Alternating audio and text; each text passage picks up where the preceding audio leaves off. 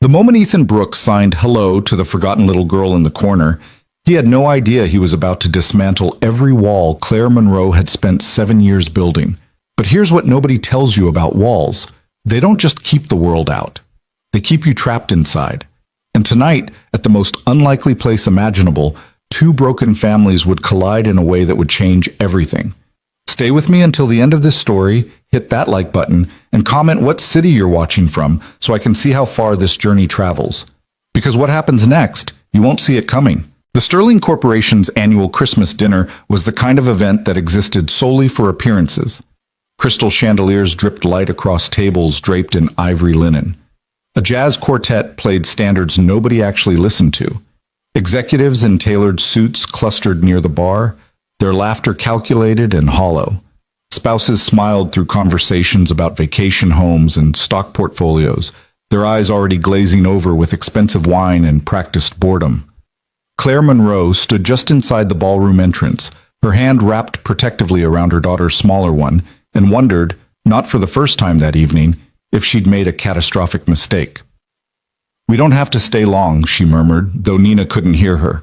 The words were more for Claire's own comfort anyway, a small ritual of reassurance she'd developed over the years. She squeezed Nina's hand twice, their private signal for "I'm here, you're safe," and felt the answering squeeze that meant "I know, Mama." Nina was 7 years old with her mother's dark curls and her father's gray eyes, though Claire tried not to think about that particular genetic contribution. The little girl wore a deep green velvet dress that Claire had agonized over for 3 days, wanting something special, but not so fancy that Nina would feel uncomfortable. A small silver butterfly clip held back one side of her hair. To anyone who bothered to look, and Claire knew from experience that very few people would, Nina was beautiful. But beauty had never been the problem. Claire had spent the entire afternoon mentally preparing for this evening, running through scenarios, building contingency plans. The babysitter canceling at 4 o'clock had demolished every careful arrangement. For 3 frantic hours, Claire had cycled through her entire contact list. Other sitters, neighbors, that teenager down the street who'd helped once before. Nothing. Everyone was either traveling for the holidays or already committed.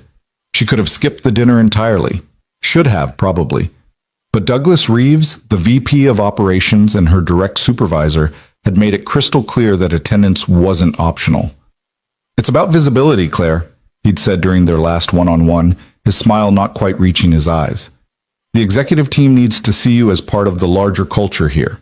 Team player, one of us." The subtext had been obvious: show up or stall out. After 6 years of clawing her way up from a junior analyst position, after countless nights of studying for certifications while Nina slept, after every sacrifice and calculated risk, Claire wasn't about to let a babysitter crisis derail her career trajectory. So here they were. "Okay, baby," Claire signed, crouching down to Nina's eye level. "Remember what we talked about. Mama has to say hello to some people from work. You can sit at our table and use your tablet, okay? I'll check on you every few minutes." Nina's face, so open and trusting, tightened slightly. Her small hands moved in practiced shapes. "Will other kids be here?" Claire's heart twisted. "I don't think so, sweetie. This is a grown-up dinner." "Then I'll be good. I'll be quiet." Nina's signs were precise, careful. The signs of a child who'd learned early that being accommodating made life easier for everyone around her. "You're always good," Claire signed back, fighting the familiar surge of guilt and fury that seemed to define her entire existence these days. Guilt that she'd brought Nina into this situation, fury at a world that couldn't be bothered to meet her daughter halfway. They made their way into the ballroom proper. Claire felt the weight of glances sliding over them, cataloging and dismissing. She'd worn her most professional dress, a sleek navy sheath that said competent without trying too hard, and heels that made her calves ache. Her makeup was flawless, her hair smooth. She looked like she belonged here, like someone who had it all together, the performance of her life. Their assigned table was mercifully toward the edge of the room, not quite relegated to Siberia, but definitely not in the inner circle. Claire recognized a few faces. Martin from logistics, Priya from marketing, some guy from the legal department whose name she could never remember. They nodded politely as Claire helped Nina into a chair and settled her with the tablet. "Didn't know you had a daughter," Martin said, his tone friendly enough, but his eyes already drifting away, scanning for more important connections. She's 7, Claire replied, voice pleasant and neutral. She didn't add the rest of it, didn't explain why Nina had never appeared at any company event before, didn't mention the deaf part. That conversation never went well. People either became awkwardly over-solicitous or treated Nina like she was somehow less than, a problem to be managed rather than a person to be known. Better to just let it be. The dinner progressed with agonizing slowness. Salads arrived, picked at, removed. The main course was some kind of chicken in an overly complicated sauce that tasted like it had been prepared 3 days ago and reheated. Claire ate mechanically, hyper-aware of Nina beside her, the little girl's eyes fixed on her tablet screen, fingers swiping through a digital book. Across the table, Priya was deep in conversation with Martin about some upcoming marketing initiative. The legal department guy was on his phone, not even pretending to engage. The seats to Claire's left remained empty, 2 no-shows apparently, which suited her fine. And of course, the Hutchinson account is going to require complete restructuring, someone was saying at the next table over. Claire recognized the voice, Douglas Reeves himself, holding court as usual. We're talking full implementation by Q2, which means operations is going to be critical to the timeline. Claire's attention sharpened. This was the kind of conversation she needed to be part of, the kind of visibility Douglas had been talking about. But how could she network her way into that discussion with Nina, sitting right beside her? She glanced at her daughter. Nina had shifted slightly, her shoulder hunched in that particular way that meant she was trying to make herself smaller, less noticeable. The guilt twisted deeper. 10 more minutes, Claire told herself. Then we can leave. I'll have made an appearance, shown my face. That'll have to be enough. She was mentally calculating the earliest socially acceptable departure time when the empty chair to her left suddenly had an occupant. Sorry I'm late, a quiet voice said. Got caught in traffic. Claire looked up and found herself meeting the eyes of a man she vaguely recognized from around the office. Someone from accounting, maybe? He was probably in his early 30s with sandy hair that looked like it couldn't quite decide whether to curl or stay straight, and the kind of genuinely apologetic expression that suggested he meant it about the traffic. No problem, Claire said automatically, already turning her attention back to her plate. But then the man did something unexpected. He looked at Nina. Really looked.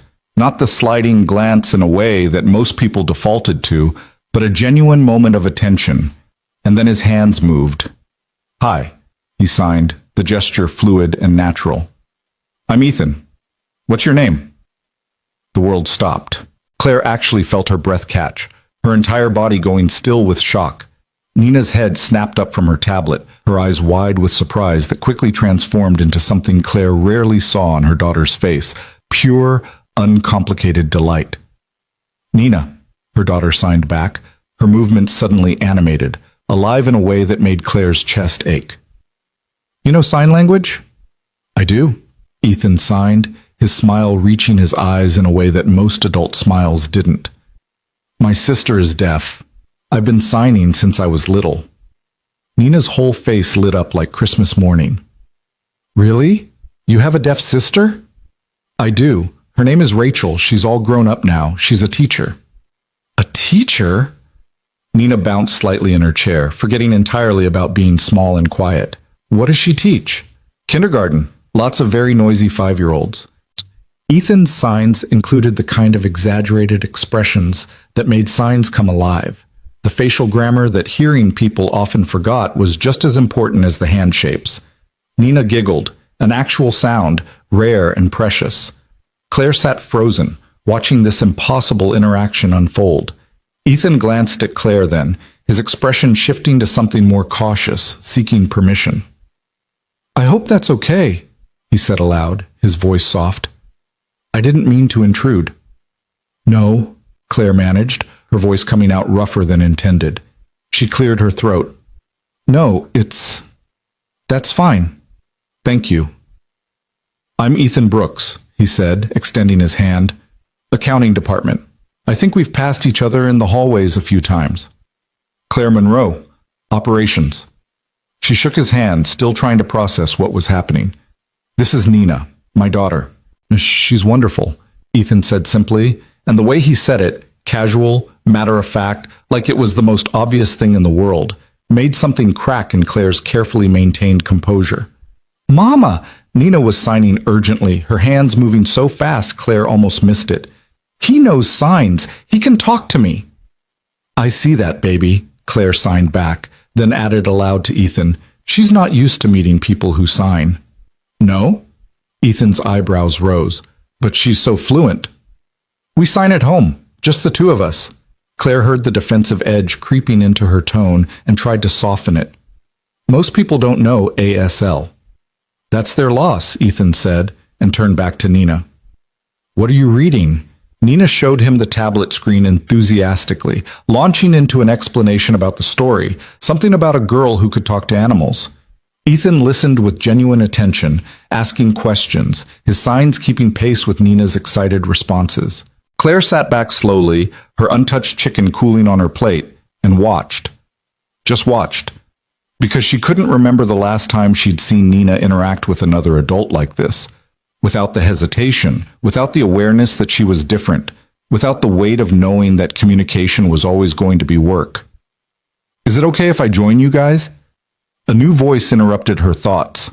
Claire looked up to find a boy of maybe 9 or 10 standing beside Ethan's chair, holding a plate of desserts that looked suspiciously like he'd collected one of everything from the buffet. Caleb! Ethan signed and spoke simultaneously. I thought you were getting one brownie. I got one, the boy said cheerfully, and one cookie, and one slice of cake, and one... That's 4 desserts. 4 ones. Still technically one of each. Caleb grinned, completely unrepentant, then noticed Nina.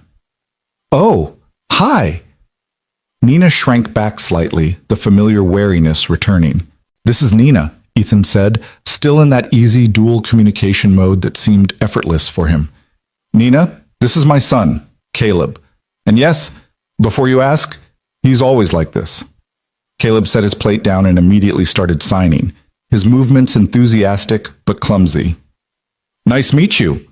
The grammar was off, the hand shapes a little unclear, but the intention was unmistakable. Nina giggled again, more open this time. You're learning to sign? Dad's teaching me, Caleb said, his spoken words tumbling over his signs in a chaotic jumble. I'm not very good yet. I keep mixing up the letters. That's okay, Nina signed kindly. It's hard at first. Can you teach me something? Caleb asked, bouncing on his toes with barely contained energy.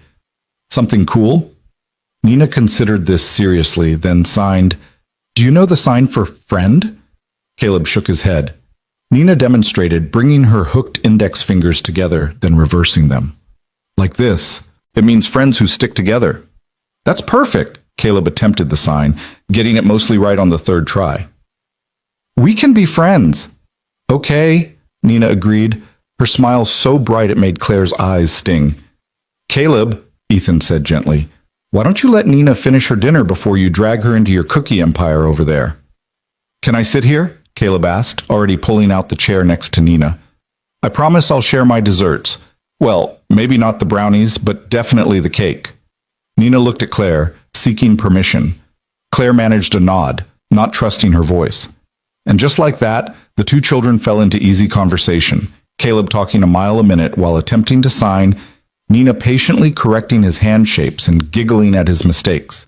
They created their own little bubble at the end of the table, completely absorbed in each other. Claire stared at her plate, blinking hard. I'm sorry, Ethan said quietly, pitched for her ears only. We kind of ambushed you. If it's too much, I can redirect him. Caleb's like a golden retriever puppy sometimes, all enthusiasm and no awareness of personal space. No, Claire said quickly, then forced herself to look at him.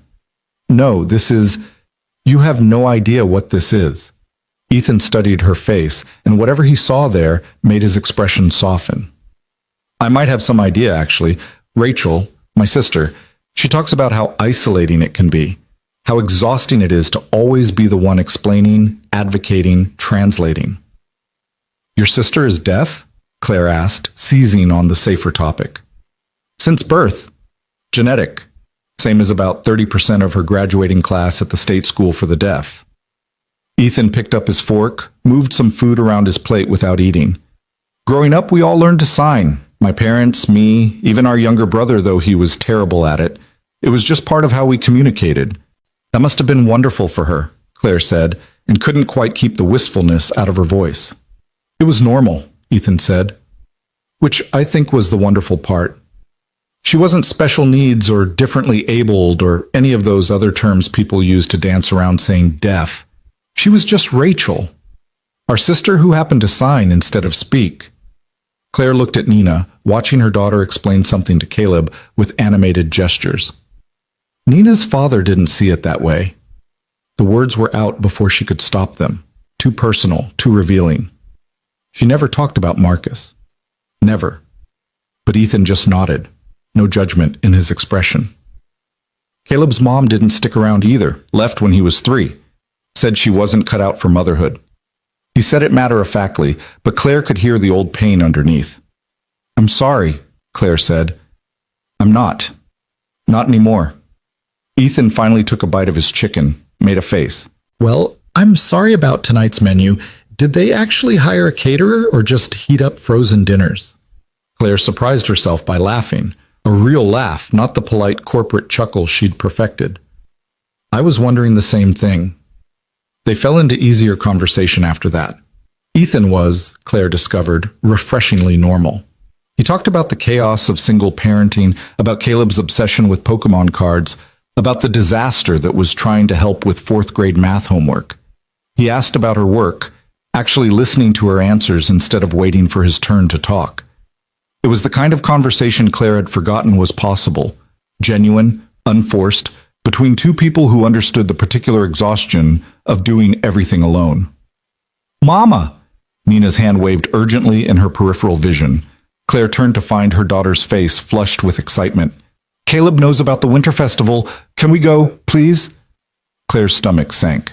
The Winter Festival was the city's big holiday event. Ice skating, light displays, holiday market stalls. She'd seen the ads, had carefully avoided mentioning it because she knew exactly how it would go. Crowds, noise, people bumping into Nina without warning because they didn't realize she couldn't hear them approaching. The inevitable stares when Claire had to sign instead of speak. The questions from strangers, the well-meaning but exhausting curiosity. "We'll see, baby," Claire signed, the universal parent deflection. "We went last weekend," Caleb chimed in, apparently able to follow enough of the signing to understand the topic.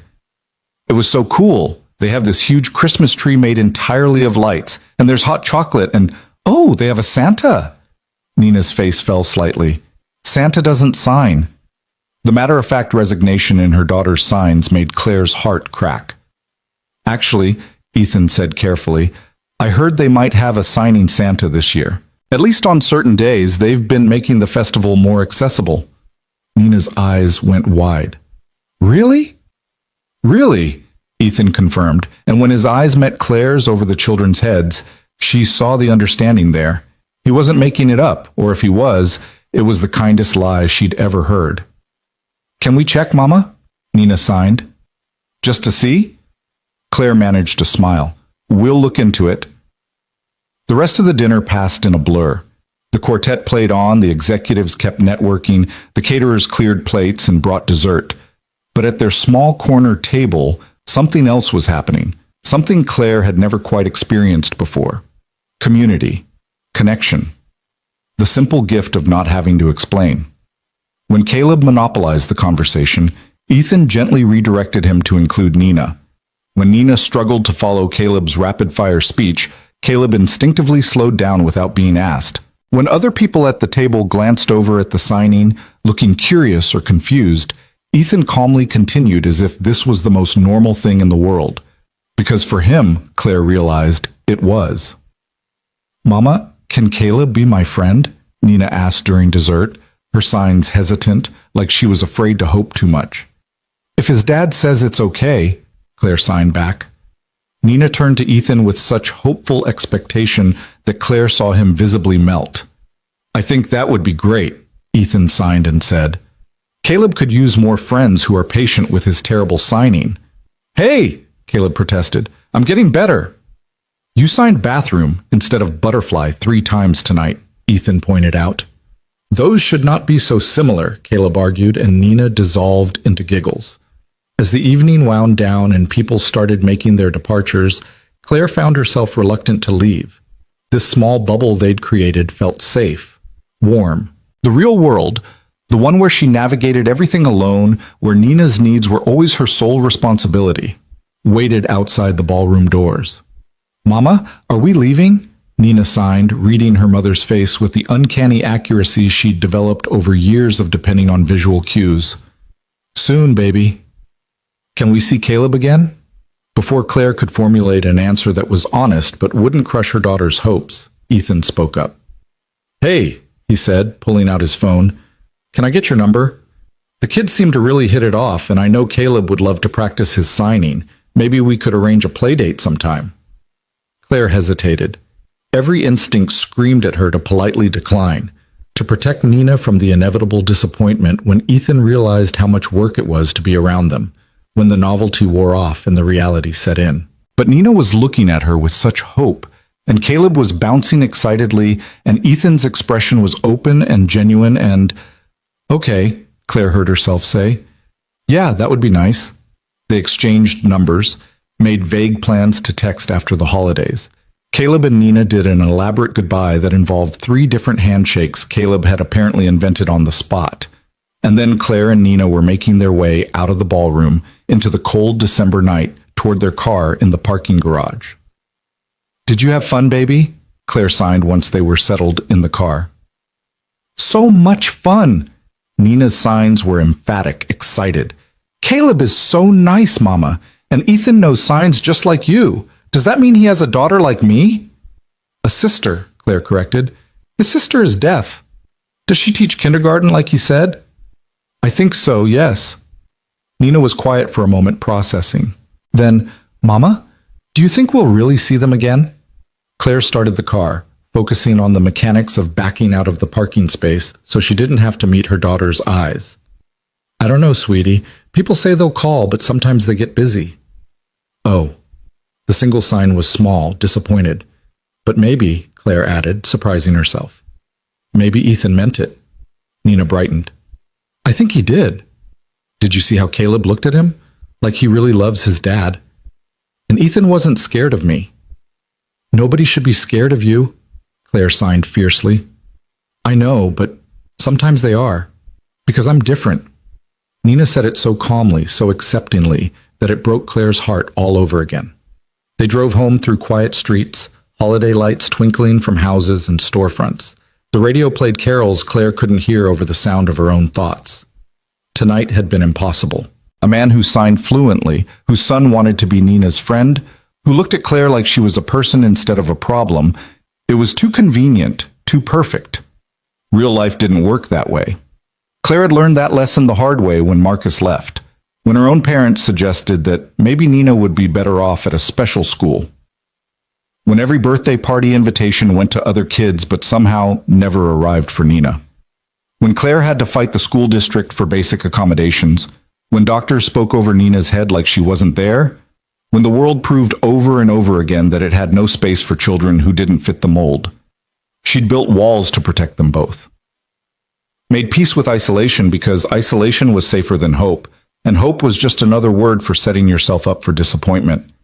But tonight, for just a few hours, someone had slipped past those walls, had seen Nina, really seen her, and smiled. Claire's phone buzzed as she pulled into their driveway. She glanced at it while Nina unbuckled her seatbelt. Unknown number. "Hey, it's Ethan. Caleb is already asking when he can see Nina again. No pressure, but if you guys want to get together this weekend, we're free. Maybe the park. Or if that's too cold, there's a children's museum that's supposed to be great." Claire stared at the message. Her finger hovered over the delete button. Nina tapped her shoulder. "What is it?" "Ethan texted," Claire signed. "He wants to know if you want to play with Caleb this weekend." Nina's entire face transformed. "Really? Really, really? Really, really?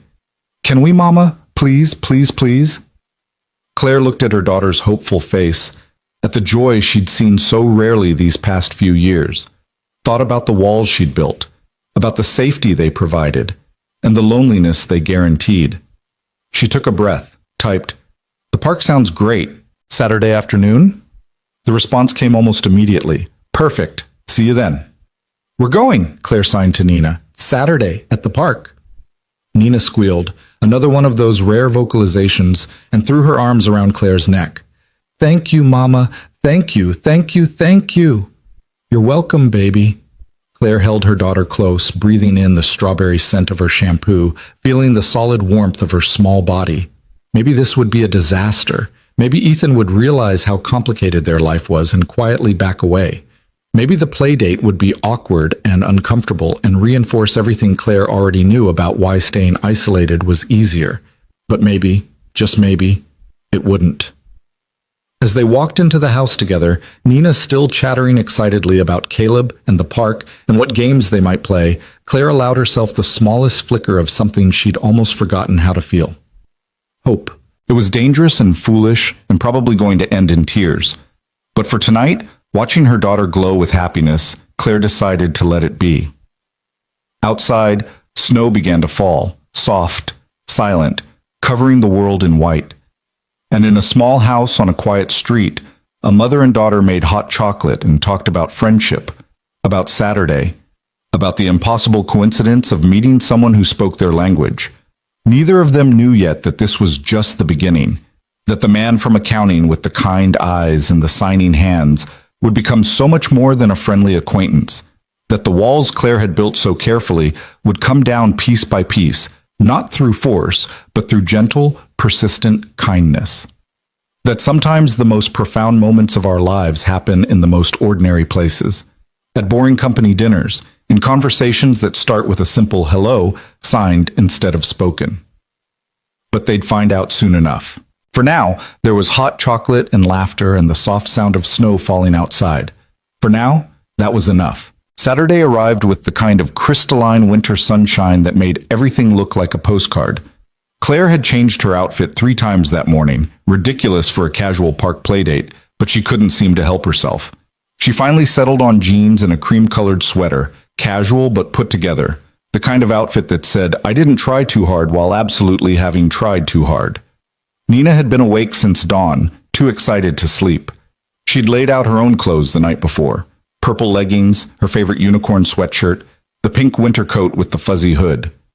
Every few minutes she'd ask if it was time to go yet, her signs getting progressively more emphatic. "We're leaving in 10 minutes, Claire signed for the 4th time, checking her watch.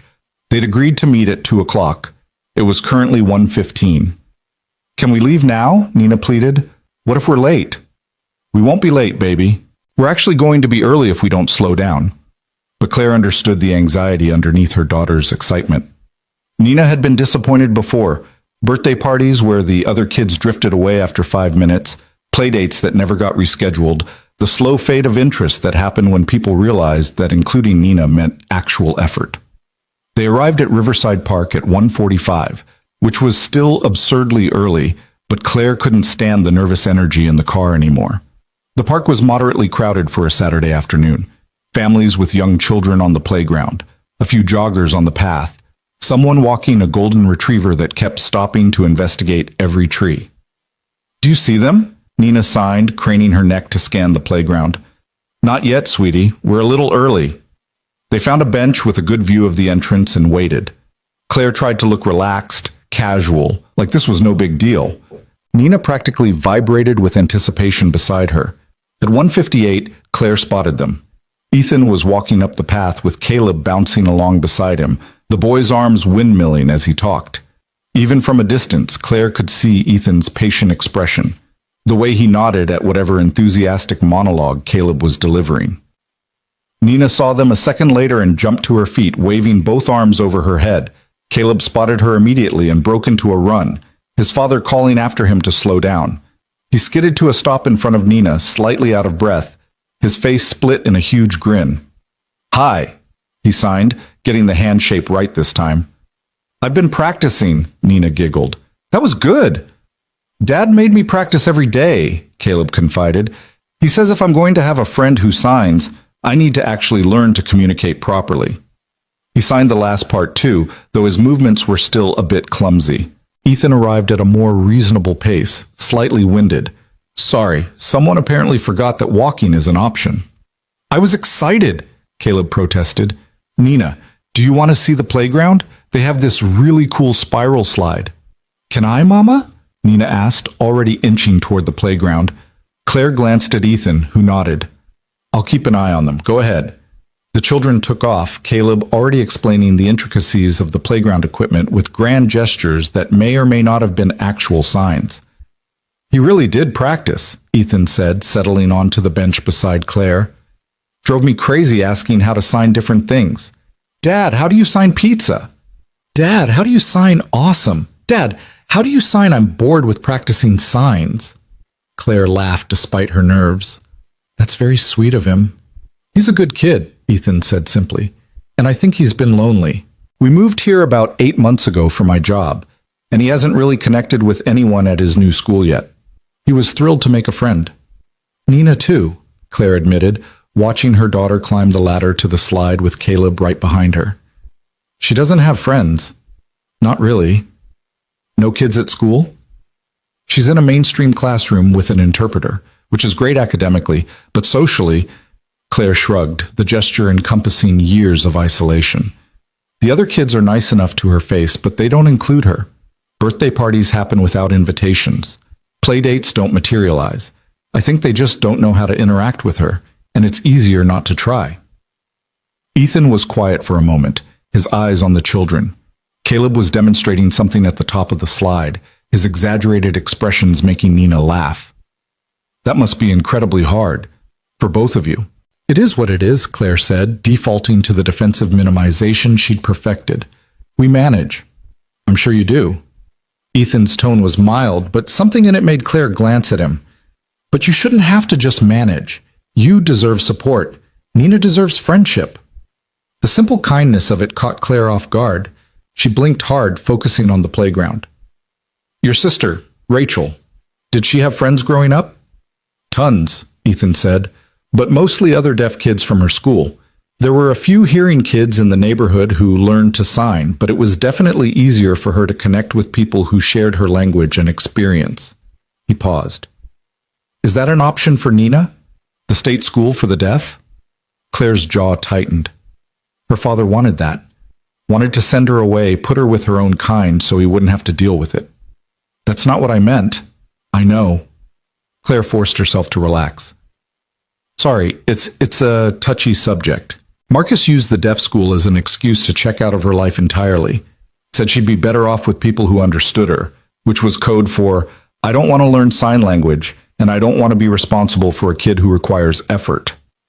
He sounds like an ass, Ethan said bluntly. Claire couldn't help the small smile. He really was. Is. I don't know. We haven't spoken in 5 years. His loss, Ethan said. Nina's amazing. She is. Claire watched her daughter go down the slide, her face bright with joy, Caleb cheering at the bottom.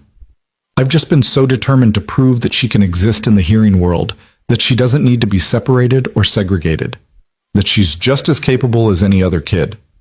She is just as capable, Ethan agreed, but that doesn't mean she shouldn't also have access to deaf community and culture. Rachel always said she needed both, the deaf world where she could just be herself without constantly translating or advocating, and the hearing world where she worked and lived. They're not mutually exclusive. Claire absorbed this, turning it over in her mind. I've been so focused on fighting for her inclusion in mainstream spaces that I never really considered. I mean, there's a deaf community center across town. They do family events sometimes. I always thought it wasn't for us because I'm hearing, because Nina's in a hearing school. You're her mom, Ethan said gently. Any deaf space should welcome both of you. And Nina might really benefit from being around other deaf kids, other deaf adults, seeing what her future could look like. Mama, watch! Nina was signing frantically from the top of the climbing structure. Claire waved acknowledgement, and Nina proceeded to navigate across a rope bridge with impressive confidence.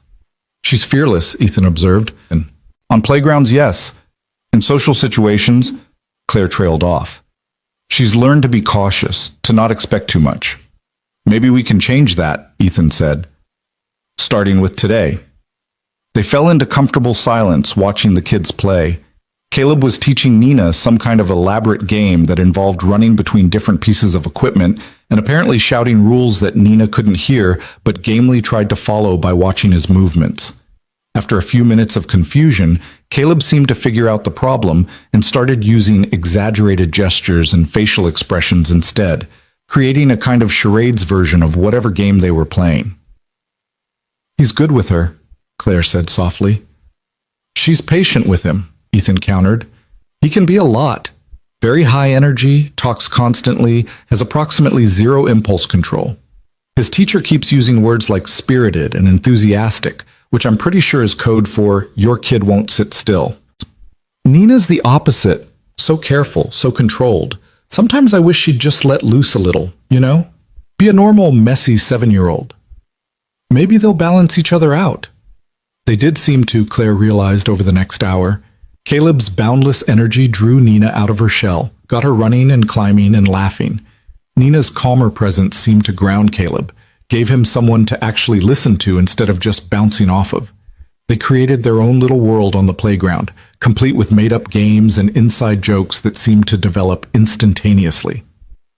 "So," Ethan said after a while, "I have a potentially crazy idea." Claire's defenses went up immediately. "What kind of crazy?" "The Winter Festival, the one Caleb mentioned at the dinner." Ethan kept his tone casual, but Claire could sense the care behind it. "I did some research, and they do have ASL interpretation for some events this year, including assigning Santa on Sunday afternoons. Ethan, just hear me out. I know crowds can be tough, especially with Nina, but what if we went together? Caleb and I already know the layout from last weekend. We could go during the less crowded hours, have a plan, stay as long as it's fun, and leave when it's not. No pressure." Claire wanted to say no. Every instinct screamed at her to decline politely, to protect Nina from the potential disaster, to keep their world small and manageable and safe. But then Nina ran up, breathless and glowing. "Mama, can we stay longer, please?" "We just got here, baby." "I know, but I don't want it to end." Nina's signs were emphatic, joyful. "Caleb is teaching me a game called Zombie Tag, and it's so fun." "Zombie Tag?" Claire signed, raising an eyebrow. "You have to walk like this." Nina demonstrated a stiff-legged shuffle with outstretched arms, her face arranged in a silly expression that was presumably meant to be zombie-like. Caleb jogged up behind her, picking up on the last part of the conversation. "It's the best game ever," he announced. "Nina's really good at being a zombie. She makes the best faces." "Can we play for another hour?" Nina pleaded. "Or 2 hours? Or maybe forever?" Claire laughed. "How about 30 more minutes, and then we'll see." "Okay," Nina agreed instantly, already turning back toward the playground. "Wait," Ethan said, catching the children's attention. He signed as he spoke. "Nina, how would you feel about going to the Winter Festival with us? Maybe next weekend?" Nina's eyes went wide.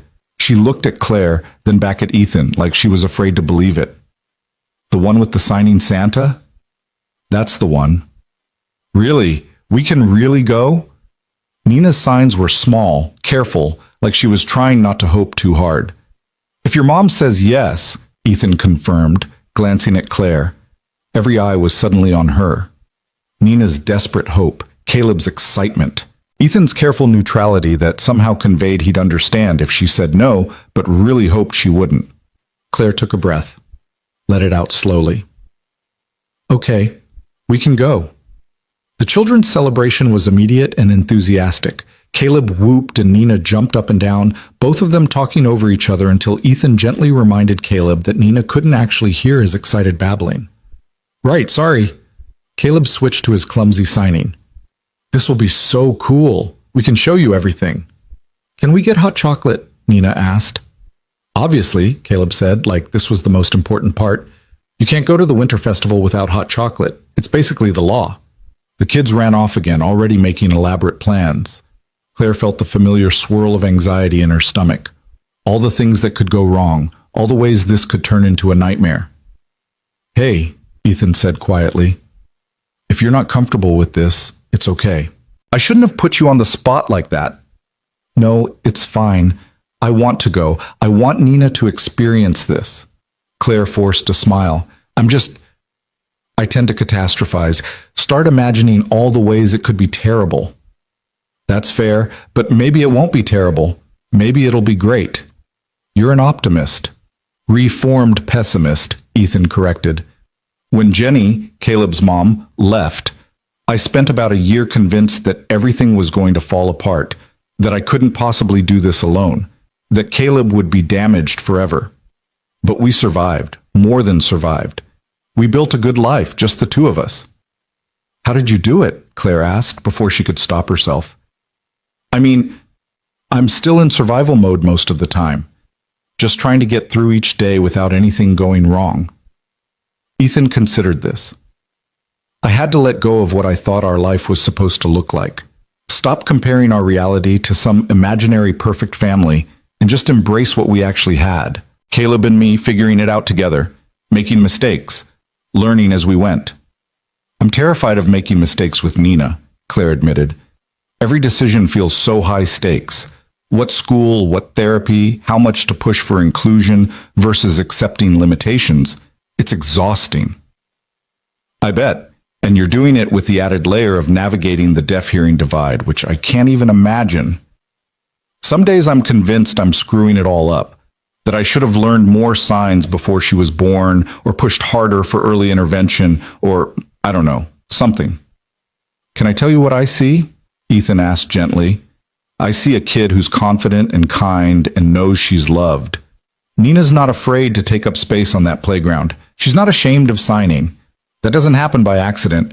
That comes from having a mom who's fought for her every single day. Claire's throat tightened. I'm just doing what any parent would do. No, Ethan said firmly. You're doing what you wish all parents would do. There's a difference. They sat in silence for a moment, watching the children play. Nina had apparently become the zombie now, chasing Caleb around the slide with exaggerated movements that had him laughing so hard he could barely run. Can I ask you something? Claire said eventually. Why did you approach us? At the dinner, you didn't have to engage with Nina. Most people wouldn't have. Ethan was quiet for a long moment.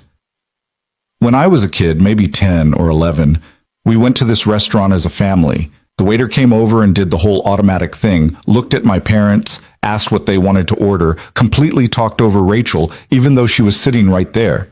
My mom finally interrupted and said, maybe you could ask her directly, and handed the waiter a communication card Rachel carried. He smiled at the memory. The waiter got so flustered. He didn't know any sign language, didn't know how to handle it, but he tried. He looked directly at Rachel, spoke clearly so she could read his lips, wrote down options when she didn't understand. It was awkward and imperfect, but he tried. And I remember how Rachel's whole face lit up, being treated like a person instead of an inconvenience. So when you saw Nina at the dinner, I saw a little girl being ignored at a table full of adults who couldn't be bothered. And I thought about Rachel, about how many times she'd been invisible in spaces that should have welcomed her. I couldn't fix all of that, but I could at least say hello. Claire felt something crack open in her chest. That was, thank you. You have no idea what that meant, to her and to me. I think I have some idea, Ethan said quietly. On the playground, Caleb had apparently been caught by zombie Nina and was now dramatically performing his own transformation, complete with theatrical groaning and stumbling. Nina was laughing so hard she had to sit down. They're really good together, Claire observed. They are. Caleb's been happier this week than I've seen him in months. He talks about Nina constantly. Dad, do you think Nina likes Pokemon? Dad, how do you sign your awesome? Dad, can we invite Nina to my birthday party? When's his birthday? Not until March, but he's already planning. I'm pretty sure the whole party is going to be sign language themed at this point. Claire laughed. Nina would love that. We should exchange email too, Ethan suggested, in case texting gets lost in the shuffle. And maybe, if you're comfortable, we could set up regular play dates? Every weekend or every other weekend? Give the kids something to look forward to. The offer was so casual, so normal, but it felt monumental to Claire. Regular play dates meant ongoing commitment. It meant showing up consistently. It meant opening her carefully controlled life to someone else's schedule and needs, and inevitable complications. It meant risk. I'd like that, Claire heard herself say. Nina would love that. Great. Ethan pulled out his phone. What's your email? They exchanged information, making tentative plans for next Saturday's festival trip. Ethan suggested meeting at 2 in the afternoon when it wouldn't be too crowded, but before it got dark. He'd already looked up parking options and identified which entrance had the most accessible layout. You really did your research, Claire said, impressed despite herself. I like to be prepared. Caleb calls it my dad superpower, the ability to have a plan for everything. Ethan grinned. Of course, he also immediately destroys every plan with his chaos energy, but at least I tried. I do the same thing. Nina calls it my worry face. We're definitely both overthinkers. Recovering control freaks? Let's go with conscientious parents, Ethan suggested. Sounds better. The children returned sweaty and exhilarated. Mama, I'm thirsty, Nina signed. Me too, Caleb added. Can we get a snack? There's a coffee shop across the street, Ethan said, glancing at Claire. Want to grab something? My treat. Claire hesitated only a moment. Sure, that sounds good. The coffee shop was warm and crowded, decorated with garlands and twinkling lights. They found a table near the window while Ethan went to order hot chocolates for the kids, coffee for the adults, and a plate of cookies to share. Nina and Caleb immediately fell into animated conversation, Caleb's signing improving noticeably with practice. He still made mistakes, but Nina patiently corrected him, and he accepted her guidance with cheerful determination. You're a really good teacher, Ethan signed to Nina when he returned with their order. Nina ducked her head, pleased. Caleb's a good student. He tries really hard. That's because you're a good friend, Caleb said, attempting to sign it and getting most of the way there. The casual declaration, you're a good friend, made Nina's entire face glow. Claire felt her eyes sting and quickly focused on her coffee. They spent an hour in the coffee shop, conversation flowing easily. Caleb told elaborate stories about his school, complete with dramatic reenactments. Nina shared about her favorite books, her hands moving expressively as she described characters and plots. The adults traded parenting war stories, Caleb's tendency to reorganize the kitchen at 3 in the morning, Nina's phase of only eating foods that were purple. It felt shockingly normal, like two families who'd known each other for years instead of less than a week. Mama, Nina signed during a lull in conversation, this is the best day ever. Yeah, Claire signed back, her heart full. Yeah, I have a friend now, a real friend. You do, baby. And you have a friend too, right? Nina's signs were sly, teasing. Ethan is your friend? Claire glanced at Ethan, who was helping Caleb with a stubborn hot chocolate stain on his shirt. Yes, I think he is. Good. You need friends too, Mama. You're always alone. The simple observation, delivered without any awareness of how devastating it was, nearly broke Claire. She thought she'd been so good at hiding it, the loneliness, the isolation, the bone-deep exhaustion of carrying everything herself. But of course Nina had noticed. Children always noticed. Well, I'm not alone anymore, Claire signed, forcing a smile. We have Ethan and Caleb now. Promise we can see them again? Promise this isn't just one time? I promise, baby. We're going to the Winter Festival next weekend, remember? And after that? After that too. We'll figure it out.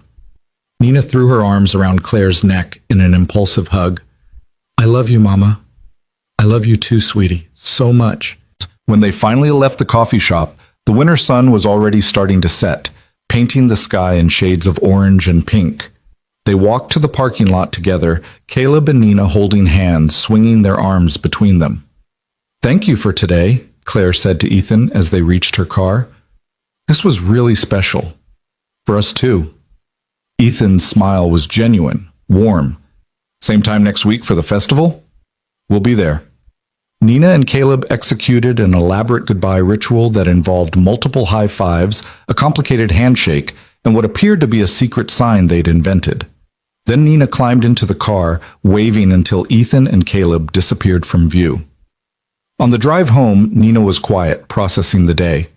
Claire left her to her thoughts, her own mind spinning with everything that had happened. She'd let someone in. After years of keeping the world at arm's length, she'd agreed to regular playdates, to festival trips, to the terrifying vulnerability of connection. And surprisingly, it didn't feel as frightening as she'd expected. It felt like relief. Mama? Nina's hand appeared in Claire's peripheral vision. Can I ask you something? Of course, baby. Do you like Ethan? Like him? Claire's hand stayed steady on the wheel through sheer force of will. What do you mean? You smiled more today than I've seen in a long time, and you laughed. Real laughs, not the polite ones you do at work things. Smart kid. Too smart sometimes. Ethan is very nice, Claire signed at the next red light. I enjoyed spending time with him. But do you like him? Nina pressed, her signs emphatic. I don't really know him yet, sweetie. We just met. But you want to know him more? Claire considered lying, deflecting, but Nina deserved honesty. Yes, I think I do. Good. Nina settled back in her seat, satisfied. Because I think he likes you too. He kept looking at you when you weren't watching. Nina, and he learned about the festival signing Santa just for us. That's a lot of work for someone who's just being nice. Maybe he's just a thoughtful person. Maybe, Nina agreed, or maybe he likes you. Claire didn't know how to respond to that, so she focused on driving. But Nina's words echoed in her mind, along with the memory of Ethan's careful attention, his understanding about single parenting, the way his eyes had softened when he talked about Rachel. No, she was reading too much into it. Ethan was being kind, was facilitating a friendship between their kids. That was all, wasn't it? When they got home, Nina headed straight for her room, already making plans for what to wear to the festival. Claire stood in the kitchen, still in her coat, her phone in her hand. She pulled up Ethan's contact information, her thumb hovering over the message field. Thank you for today. Nina hasn't stopped smiling. She hit send before she could overthink it. The response came surprisingly quickly. Caleb either. Thank you for giving him a chance. A lot of kids find him too much. Nina thinks he's perfect. She told me it was the best day ever. Caleb said the same thing. I think this is the start of a beautiful friendship. Claire stared at that message for a long moment, reading layers into it that probably weren't there. Was he talking about the kids or something more? See you next Saturday, she typed finally. Safe, neutral. Can't wait, came the reply, followed by a smiley face emoji. Claire set her phone down, her heart doing something complicated in her chest. This was dangerous territory, letting herself feel things for someone, opening up to the possibility of more than just friendship. She'd sworn after Marcus left that she was done with relationships, done with the vulnerability and risk. Nina needed stability, not the chaos of Claire's romantic life. But Ethan wasn't Marcus. He signed with his son, researched accessibility options, showed up on time and meant what he said. He looked at Nina like she mattered, treated Claire like an equal instead of a problem to solve. And maybe, just maybe, that was worth the risk. The week passed in a blur of work and preparation. Claire found herself texting Ethan more than she'd expected. Small exchanges about their days, funny things the kids had done, questions about the festival logistics. The conversations were easy, natural, lacking the performance anxiety that usually characterized her interactions with other adults. Nina talked about Caleb constantly, practicing signs she wanted to teach him, making lists of things they could do together. She'd pull out her tablet in the evening and show Claire pictures she'd drawn. Her and Caleb at the park, the four of them at the festival, elaborate fantasies of future adventures. You really like him, huh? Claire signed one evening. He's my best friend, Nina signed matter-of-factly. I've never had a best friend before. Never? Nina shook her head. The kids at school are nice sometimes, but they don't really want to play with me. They think I'm weird because I sign. You're not weird, baby. You're perfect exactly as you are. I know that, but they don't. Nina's signs were pragmatic, accepting in a way that broke Claire's heart. But Caleb thinks signing is cool. He wants to learn. He doesn't think I'm weird at all. He's a smart kid. And Ethan is nice to you. He makes you happy. Nina studied her mother's face. You should keep him. Claire laughed despite herself. It doesn't work that way, sweetie. Why not? Because relationships are complicated, and we barely know them. So get to know them, Nina signed with 7-year-old logic. That's what friends do. Saturday arrived with heavy cloud cover and the threat of snow. Claire checked the weather forecast obsessively, worrying that they'd have to cancel, but by noon the clouds had cleared, leaving just the cold, crisp air. Nina was ready by 1 o'clock, dressed in layers and practically vibrating with excitement. Claire had to make her eat lunch, worried she'd crash from pure adrenaline if she didn't get some actual food. They arrived at the festival grounds at 2 on the dot. The place was transformed, thousands of lights strung between lampposts and trees, vendors selling everything from hand-knit scarves to roasted chestnuts, a massive Christmas tree dominating the central square. Music drifted from hidden speakers, and the air smelled like cinnamon and pine. Claire's anxiety spiked immediately. So many people, so much noise, so many potential problems. Then she spotted Ethan and Caleb waiting near the entrance, and something in her chest eased. Nina saw them at the same moment and took off running. Caleb met her halfway, both of them laughing as they collided in an enthusiastic hug. "Hey," Ethan said as Claire approached. "You made it." "We did." Claire managed to smile. It's a lot." "It is. But we've got a plan, remember?" Ethan pulled a small map from his pocket. "I scoped out the layout. There's a quieter section over here with the craft vendors, less crowded than the food area. The signing Santa is set up in a separate building, appointment-based, so no long lines. We can take breaks whenever we need to." The fact that he thought through all of this, that he understood without Claire having to explain why crowds were hard, it made something warm unfold in her chest. "Thank you," she said quietly, "for planning this." "Of course." His smile was soft, understanding. "Ready?" Claire looked at Nina, who was already pulling Caleb toward the entrance, both children bouncing with excitement. "Ready," she agreed. And together, they stepped into the light. The festival was everything Claire had feared and somehow nothing like she'd expected. Yes, there were crowds, families bundled in winter coats, couples holding hands, groups of teenagers laughing too loudly. Yes, there was noise. Christmas music competing with vendors calling out their wares, children squealing, the general buzz of too many people in too small a space. But Ethan navigated them through it like he'd drawn a map specifically for their needs, finding the pockets of calm between the chaos. They started in the craft section, just like he'd suggested. The vendors here were quieter, more focused on their wares than on aggressive selling. Nina was immediately drawn to a booth selling hand-painted ornaments, her eyes wide as she studied each delicate design. "Can I look, Mama?" she signed. "Of course, baby. Just careful, they're fragile." The vendor, an older woman with kind eyes and silver hair, noticed Nina's signing. "Does she like the snowflakes? I made those special this year." Before Claire could launch into her usual explanation, Ethan spoke up. "She's deaf. If you talk to her directly and make sure she can see your face, she can read lips pretty well." The woman's expression didn't change to that overly sympathetic look Claire dreaded. Instead, she simply turned to Nina, spoke clearly and slowly. "The snowflakes are my favorite too. Each one is different, just like real snow." Nina's face lit up. She pointed to one with intricate blue and silver details, looking at Claire hopefully. "It's beautiful," Claire signed. "Do you want it for our tree?" Nina nodded enthusiastically. Claire reached for her wallet, but Ethan was already handing cash to the vendor. "Ethan, you don't have to—" "I want to," he said simply. "Consider it a friendship gift." The vendor wrapped the ornament carefully in tissue paper, handed it to Nina with a smile. Nina signed "thank you" automatically, and to Claire's surprise, the woman signed back. A simple, somewhat clumsy, "you're welcome," but the effort was there. "My granddaughter is learning ASL in school," the vendor explained to Claire. "She's been teaching me. I'm not very good yet." "That's wonderful," Claire said, meaning it. "Every little bit helps." As they moved on, Nina clutching her wrapped ornament like treasure, Caleb tugged on his father's sleeve. "Dad, can I get one too? For our tree?"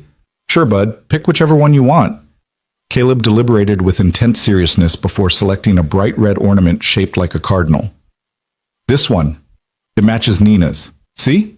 Snow and a winter bird. They go together." Nina beamed at him, and Claire felt that now familiar tightness in her throat. These small moments of acceptance, of inclusion, they shouldn't feel so monumental, but they did. They wandered through more booths, the children running ahead and then circling back like puppies, their excitement infectious. Caleb bought a pair of fuzzy gloves with his own money, proudly showing them to Nina.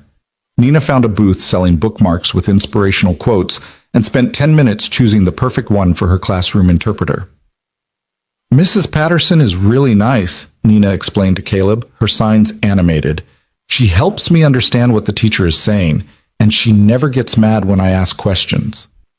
That's cool, Caleb said, watching her hands carefully. So she's like, your teacher's voice? Sort of, but she also helps the teacher understand my voice. Claire watched this exchange, marveling at how Caleb just got it. No confusion, no awkward questions about why Nina needed help, just acceptance and genuine interest. You hungry? Ethan asked as they passed the food vendors. The smell of roasting nuts and cinnamon was almost overwhelming. Starving, Claire admitted. Nina, are you hungry? Nina looked up from where she'd been examining a display of glass figurines. Can we get hot chocolate with marshmallows? Obviously with marshmallows, Caleb interjected. What kind of monster drinks hot chocolate without marshmallows? They found a relatively quiet spot near the hot chocolate stand, a small seating area partially sheltered by a decorated pergola. Ethan went to order while Claire helped the kids get settled at a picnic table. This is so fun, Mama, Nina signed, her whole face glowing. Look at all the lights. The tree in the central square was visible from where they sat, thousands of white lights creating a cascade of brilliance against the gray winter sky. Claire had to admit it was beautiful, magical even. Having fun? She signed back. The best fun. Is Ethan having fun too? I think so. Why? Because he keeps looking at you with a smile, like he's happy you're here. Nina, I'm just saying what I see, her daughter signed innocently. Ethan returned with a cardboard carrier holding 4 steaming cups, 2 hot chocolates with extra marshmallows for the kids and 2 coffees for the adults, although he set a cup in front of Claire. I got you one with caramel, since you mentioned liking it the other day. Claire stared at the cup. He'd remembered. From a casual comment she'd made during one of their text exchanges about coffee preferences, something she'd barely thought about after sending. Thank you, she said, the words feeling inadequate. They sipped their drinks while the children chattered, Caleb telling elaborate stories about previous visits to the festival, Nina listening with rapt attention. The hot chocolate left foam mustaches on both kids' faces, which they thought was hilarious. So, Ethan said quietly to Claire, how are you holding up? I know crowds can be stressful. Better than I expected, honestly. You were right about having a plan. It helps. Rachel taught me that. When we'd go to new places, my parents always had an exit strategy, quiet zones mapped out, ways to make things more manageable. It became second nature. I usually just avoid situations like this entirely, Claire admitted. Easier than dealing with the potential meltdowns. Whose meltdowns? Nina's or yours? Ethan's tone was teasing but gentle. Claire laughed despite herself. Fair point, probably mine. Hey, no judgment. Single parenting is already hard enough without adding extra complications, whatever coping mechanisms work. Is that what you tell yourself when Caleb reorganizes your kitchen at 3 a.m.? I tell myself a lot of things at 3 a.m., most of them not appropriate for young ears. Ethan grinned. But yeah, basically, we do what we have to do to survive. Dad, Caleb interrupted, bouncing in his seat. Can we go see the Santa now? Is it time? Ethan checked his phone. Our appointment is in 20 minutes. We should probably head that way. Nina's expression shifted immediately, excitement mixed with nervousness. What if he doesn't really sign? She asked Claire. What if it's just someone pretending? Then we leave, Claire signed firmly. No fuss, no forcing you to sit through something uncomfortable, okay? Nina nodded, but Claire could see the hope warring with caution in her daughter's face. She'd been disappointed too many times to fully trust that this would be different. The Santa setup was in a separate building, away from the main festival chaos. Inside, the atmosphere was calmer, more controlled. A helper elf, a teenage girl with candy cane striped tights, checked them in. You must be the 2:30 appointment, she said cheerfully, then noticed Nina and switched seamlessly to signing as she spoke. Hi, Santa's so excited to meet you. He's finishing up with another family, but he'll be ready in just a few minutes. Nina's eyes went wide. The elf signed. The elf actually signed, and signed well. That's Sarah, Ethan explained. I called ahead and talked to the organizers. She's a CODA, child of deaf adults. She volunteers here specifically for the accessible sessions. Claire felt something crack open in her chest. You called ahead. Wanted to make sure it was legitimate, not just someone who knew the alphabet or something. Before Claire could formulate a response that encompassed the enormity of that simple thoughtfulness, Sarah was waving them forward. Santa's ready. The Santa they encountered was younger than the traditional image, maybe in his early 40s, with a real beard that was more salt than pepper under the white dye. But what made Nina freeze in her tracks was the way he greeted her.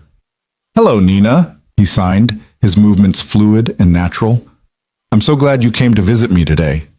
Nina's mouth fell open. She looked at Claire, then back at Santa, then at Claire again, like she couldn't quite believe what she was seeing. Go ahead, baby, Claire signed. You can talk to him. Nina approached slowly, still cautious. Santa remained seated, giving her time, not rushing. When she finally got close enough, he signed, I heard you've been very good this year. Is that true? Nina nodded, finding her voice. Well, her hands. I try to be good. I help Mama and I do my homework and I'm nice to people. That's wonderful. What would you like for Christmas? Nina thought about this seriously. Claire expected her to ask for toys, maybe books, the tablet upgrade she'd been hinting about. Instead, Nina signed, I want my Mama to be happy. She's always tired and worried. I want her to smile more. Claire's vision blurred. She felt Ethan's hand find hers, squeezed gently, and she held on like an anchor. Santa's expression softened. That's a very thoughtful wish. You know what I think? I think your Mama is happy because she has such a kind, smart daughter, but I'll see what I can do about the smiling part. He winked, an exaggerated gesture that made Nina giggle. Anything else? Santa asked. Maybe some books, Nina added, more childlike now, and art supplies, and... She glanced at Caleb, who was watching from the side with his father. I want Caleb to stay my friend forever. Now that's a wish I can definitely support, Santa signed. Friends like Caleb are special. You should hold on to that friendship. They talked for a few more minutes, Santa asking about school and her favorite subjects, Nina relaxing more with each exchange. When it was time for the photo, Santa invited Caleb to join them, and the two children posed on either side of him, both beaming. Thank you, Claire signed to Santa as they prepared to leave. You have no idea what this means. I have some idea, he signed back with a kind smile. My son is deaf. I learned sign language when he was born, and I've been doing these accessible Santa sessions ever since. Every child deserves to tell Santa what they want in their own language. As they left the building, Nina was practically floating. Mama, did you see? He signed. Really signed. And he understood everything I said. I saw, baby. That was pretty special, wasn't it? The most special thing ever, except maybe meeting Caleb. Nina grabbed her friend's hand. Did you like Santa? He was so cool, Caleb agreed. And he signed so fast, I could only understand some of it. That's okay. You're still learning.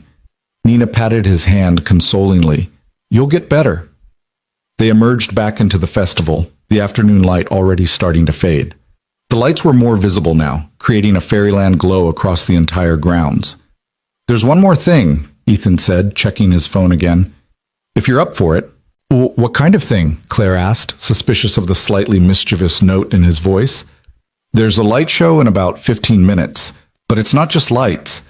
They've added ASL interpretation to the music, projected onto a screen. Thought Nina might enjoy it. Claire stared at him.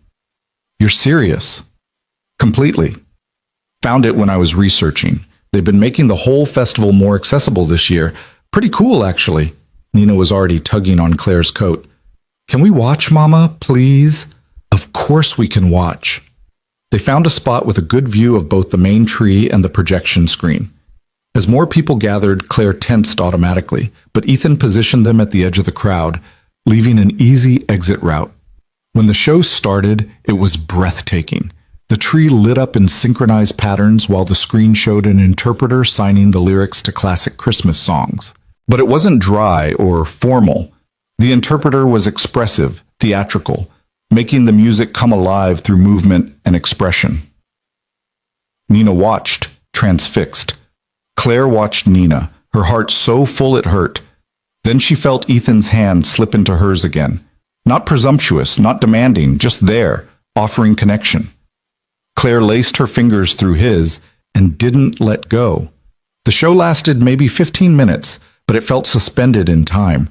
This perfect moment of beauty and inclusion and belonging. When it ended, Nina turned to Claire with tears streaming down her face. "That was beautiful, Mama. I could see the music. I could really see it." Claire pulled her daughter close, holding tight. Over Nina's head, she met Ethan's eyes and saw understanding there, and something else, something warm and tender that made her breath catch. By the time they finally left the festival, it was fully dark, the lights even more spectacular against the night sky. Both children were exhausted, leaning against their respective parents as they walked. "Thank you," Claire said to Ethan as they reached the parking lot, "for all of this, for planning it, for making it accessible, for everything." "It was my pleasure," Ethan said softly. Seeing Nina's face during that light show, that was worth all the research. She's never experienced anything like that before. Music made visible, in her language. I didn't even know that was possible. There's a whole world of accessible experiences out there. You just have to know where to look. Nina and Caleb were already arranging their next play date, making elaborate plans that involved teaching Caleb more signs and Nina learning about Pokemon. "Next weekend?" Ethan suggested. "Or is that too much too fast?" "Next weekend sounds perfect," Claire said. Then, because Nina's words earlier had given her courage, "Would you want to get dinner sometime, just the two of us? I mean, if you can find a sitter for Caleb, are you asking me on a date, Claire Monroe?" Ethan's eyes crinkled with his smile. "Maybe, unless that's weird. We can just do more group things if it's not weird. I'd love to get dinner." He paused. "I was actually trying to figure out how to ask you the same thing without making it awkward." "Really? Really? I've been thinking about it since the coffee shop last week." Claire felt heat rise to her cheeks. "Oh, is Friday too soon? There's this Italian place downtown that's supposed to be amazing." "Friday works. Nina has art therapy until 6, but I could do 7:30? 7:30 is perfect." They stood there, grinning at each other like teenagers until Caleb broke the spell. "Dad, I'm tired. Can we go home?" "Yeah, bud. Let's head out." The goodbyes were prolonged. The children hugging multiple times, making promises to text, which meant Claire and Ethan would be texting on their behalf. The adults exchanging one more meaningful look. In the car, Nina was asleep before they left the parking lot, her new ornament clutched in one hand. Claire drove home in comfortable silence, her mind replaying the day. The vendor who'd tried to sign, the hot chocolate, Santa, the light show, Ethan's hand in hers, the question she'd asked and his answer. When they got home, Claire had to wake Nina gently, guide her stumbling and half asleep into the house and up to bed. She helped her daughter change into pajamas, tucked her in with her favorite stuffed rabbit. "Mama?" Nina signed sleepily. "Did you have fun today?" "I had the best time, baby." Because of the festival or because of Ethan? Even exhausted, her daughter was perceptive. "Both," Claire signed honestly. "The festival was magical, and he's very special." "I knew you liked him." Nina's smile was triumphant even through her drowsiness. "You should marry him." "Nina." "What?" "He's nice, and he signs, and he likes you, and you like him. That's what people do when they like each other." "It's a little more complicated than that, sweetie." "Why?" Claire couldn't actually come up with a good answer to that. "Go to sleep. We'll talk about it when you're not half unconscious." "Okay, but I'm right." Nina's eyes were already closing. "You should keep him." Claire kissed her forehead, smoothed her hair back. "Sleep, baby girl." Downstairs, Claire made herself tea and sat at the kitchen table, her phone in her hand. She pulled up her messages with Ethan. "Home safe." Nina fell asleep in the car. She told me it was the best day ever. His response came quickly. Caleb said the same. He's already planning next weekend's activities. Fair warning. It involves teaching Nina about dinosaurs. Nina's already planning to teach him more signs. This could get competitive. "Looking forward to Friday," Ethan sent. "The dinner. Just us." Claire's fingers hovered over the keyboard. This was the moment where she usually pulled back, found an excuse, protected herself from vulnerability. Instead, she typed, "Me too. I'm really looking forward to it. It's a date then. Officially. Officially." Claire set her phone down, her heart racing. A date. She was going on a date. After 7 years of solitary parenting, of keeping everyone at arm's length, of swearing off relationships entirely, she was going on a date. With a man who'd spent hours researching accessible festival options for her daughter, who signed fluently and naturally, who looked at Nina like she was a whole person instead of a problem, who made Claire laugh and challenged her assumptions, and somehow saw past every wall she'd built. The fear was still there, that this would go wrong somehow, that she'd mess it up, that Nina would get attached and then get hurt when things fell apart. But underneath the fear was something new, something fragile and hopeful and terrifying in the best possible way. The week between the festival and Friday's dinner passed in a blur of work and routine and Nina's constant chatter about Caleb. Claire found herself texting with Ethan throughout the day. Nothing major, just small exchanges about work frustrations and parenting victories and random observations. It was comfortable, easy, like they'd been friends for years instead of weeks. Thursday night, Claire stood in her closet having a minor crisis about what to wear. Too dressy would seem like she was trying too hard. Too casual might seem like she didn't care.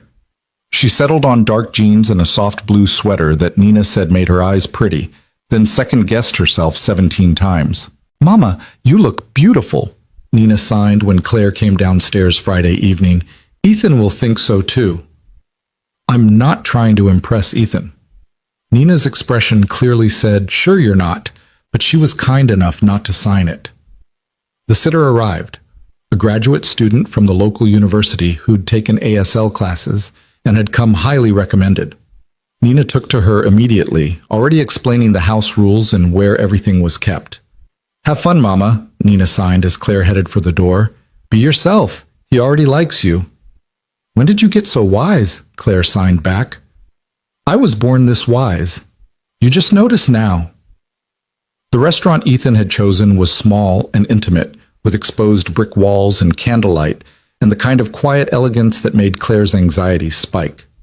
But then she saw him waiting at a table near the window, and he smiled, and something in her settled. "Hi," he said, standing as she approached. "You look beautiful." "Thank you. You look good. Really good." Claire silently cursed her awkwardness, but Ethan just smiled wider. "I'll take it." They ordered wine, made small talk about their weeks, slowly relaxed into the rhythm they'd established through texts and phone calls. The food was excellent. Claire had pasta with an intricate cream sauce. Ethan tried something with lamb that he enthusiastically offered her to taste. "So," Ethan said about halfway through the meal, "can I ask you something personal?" Claire's defenses went up automatically. "How personal?" "Nina's father.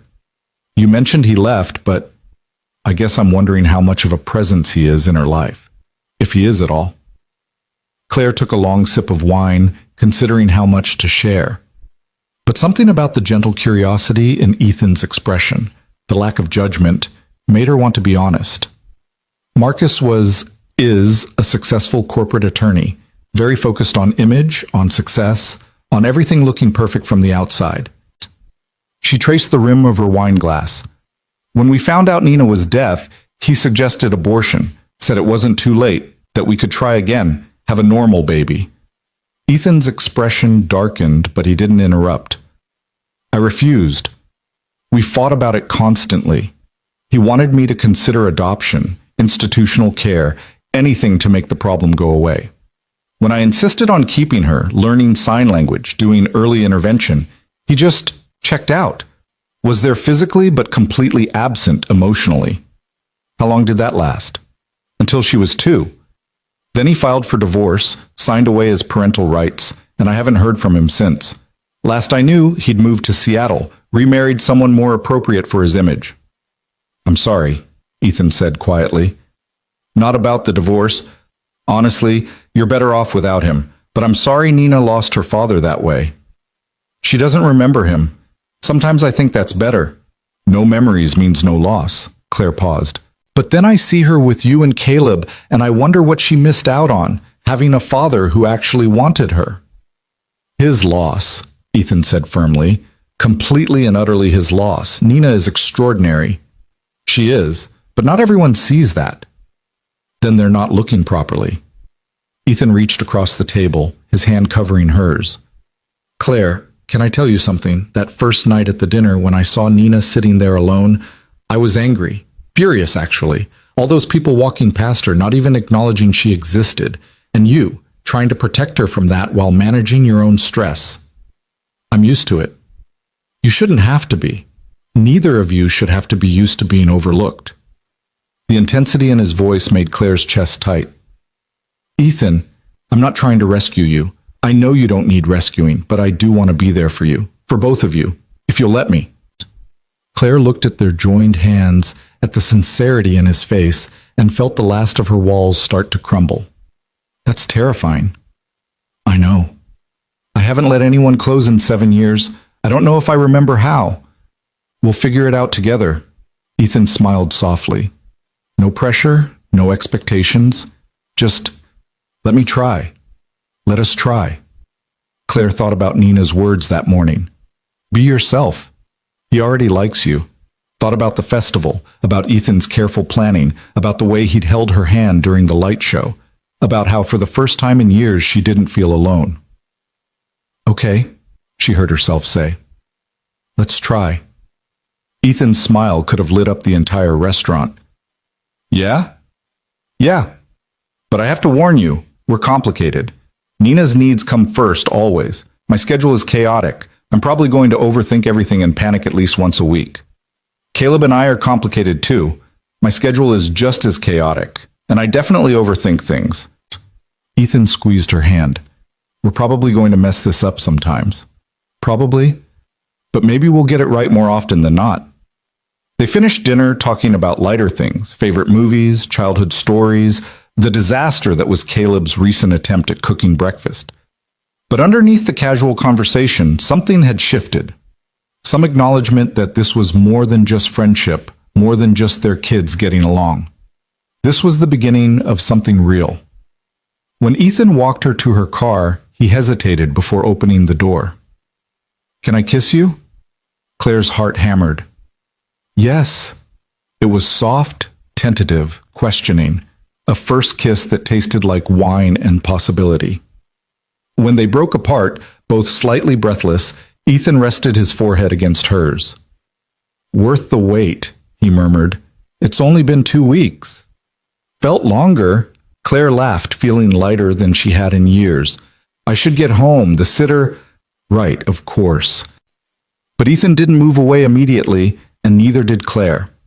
Finally, reluctantly, they separated. Claire drove home with a smile she couldn't suppress, her fingers touching her lips, replaying those few perfect seconds. Nina was still awake when she got home, supposedly reading in bed but clearly waiting to interrogate her mother. How was it? She signed the moment Claire appeared in her doorway. It was nice. Just nice? Okay, it was wonderful. Happy? Nina's grin was triumphant. Did he kiss you? Nina! I'm 7, not stupid. Did he? Claire couldn't help but smile. Yes, he kissed me. Nina squealed silently, bouncing on her bed. I knew it. I knew he liked you. Okay, calm down before you wake up the whole neighborhood. This is so exciting, Mama. Does this mean he's your boyfriend now? I don't know what it means yet. We're taking things slow. But you like him. I like him very much. And he makes you happy? Claire thought about the evening, about Ethan's hand in hers, his smile, the way he'd understood without her having to explain, about feeling seen and valued and less alone. Yes, baby. He makes me happy. Nina threw her arms around Claire's neck. Good. You deserve to be happy, Mama. You deserve someone who sees how amazing you are. Claire held her daughter close, breathing in her strawberry-scented shampoo, feeling the solid warmth of her small body. I love you so much, Nina. You know that? I know. I love you too. Nina pulled back, her face serious. But, Mama, promise me something? What? Don't be scared. I know you get scared when things are good, like you're waiting for them to get bad again. But Ethan is different. He's not like the other people who left. He's like us. He stays. The wisdom of it, coming from a 7-year-old, made Claire's eyes sting. When did you get so smart? I told you, I was born this way. Claire tucked Nina back into bed, kissed her forehead, and retreated to her own room. She changed into pajamas, washed her face, went through all the normal bedtime routines. But her mind was still at that restaurant, still feeling Ethan's kiss, still hearing his words. Let me try. Let us try. Her phone buzzed. Ethan, of course. Home safe? Home safe. Nina interrogated me about the kiss. What did you tell her? That it was nice. Just nice. Even through text, she could hear his teasing tone. Okay, amazing. Happy? Very. Same time next week? Claire smiled into the darkness. It's a date. It's definitely a date. Sleep well, Claire. You too. She set her phone on the nightstand and lay back, staring at the ceiling. Fear was still there, humming under her happiness.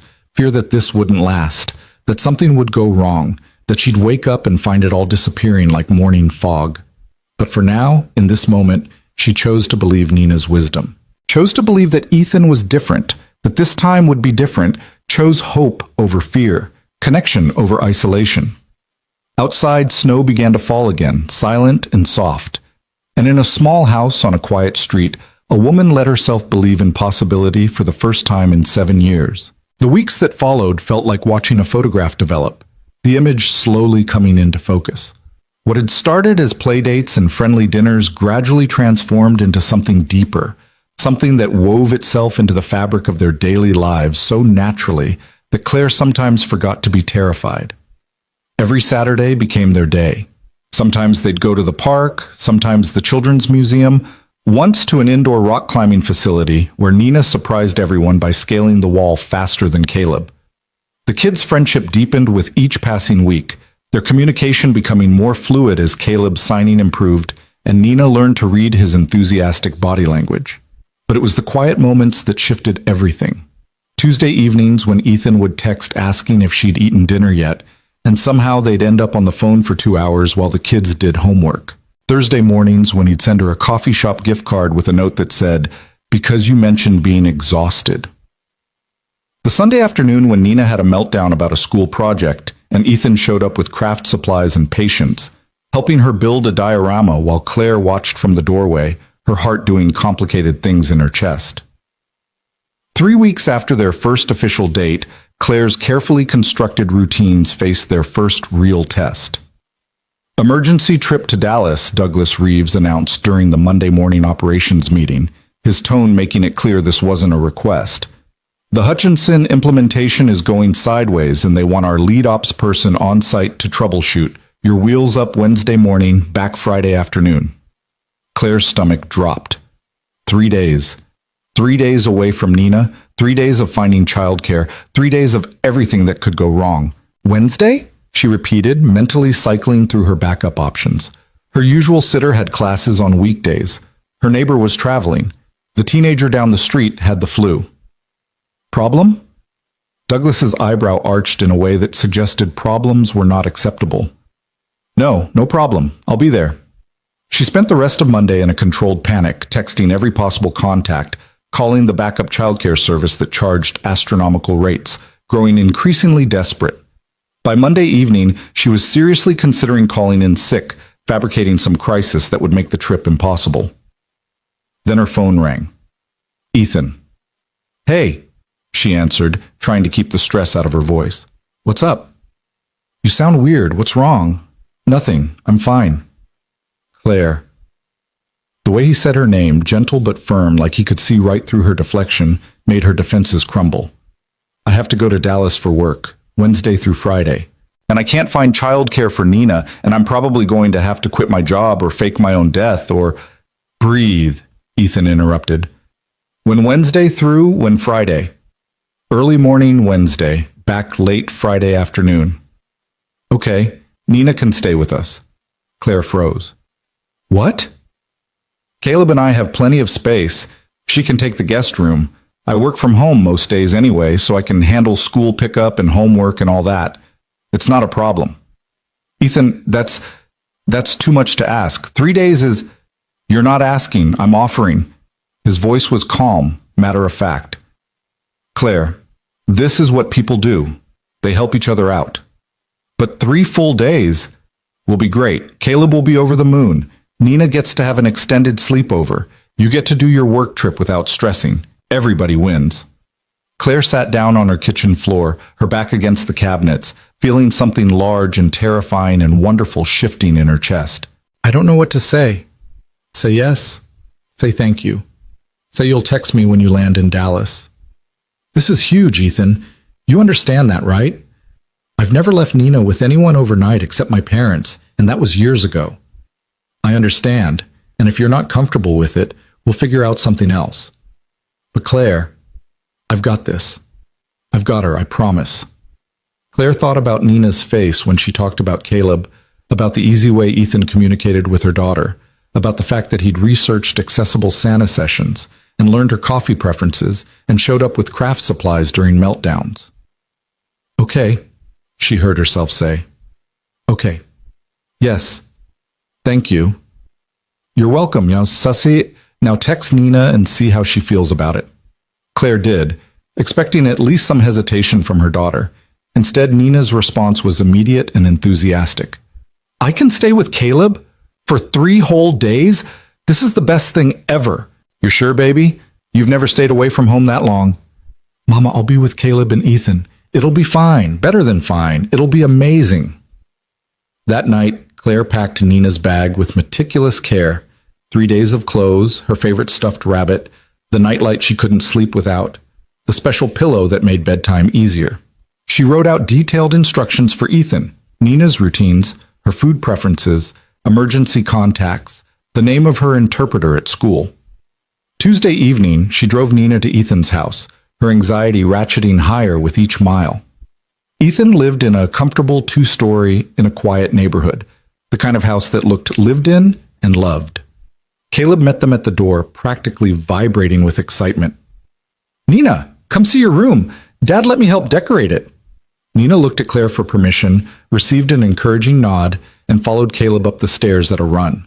Their voices, Caleb's spoken words and Nina's occasional vocalizations, drifted down from the second floor.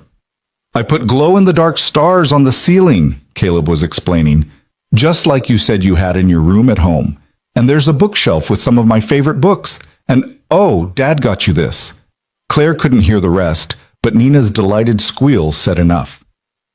He's been planning this all week, Ethan said, appearing beside her with 2 mugs of coffee. I had to physically restrain him from buying out the entire kids' section at Target. You didn't have to decorate. I wanted Nina to feel welcome. Like this is her space too, not just a guest room.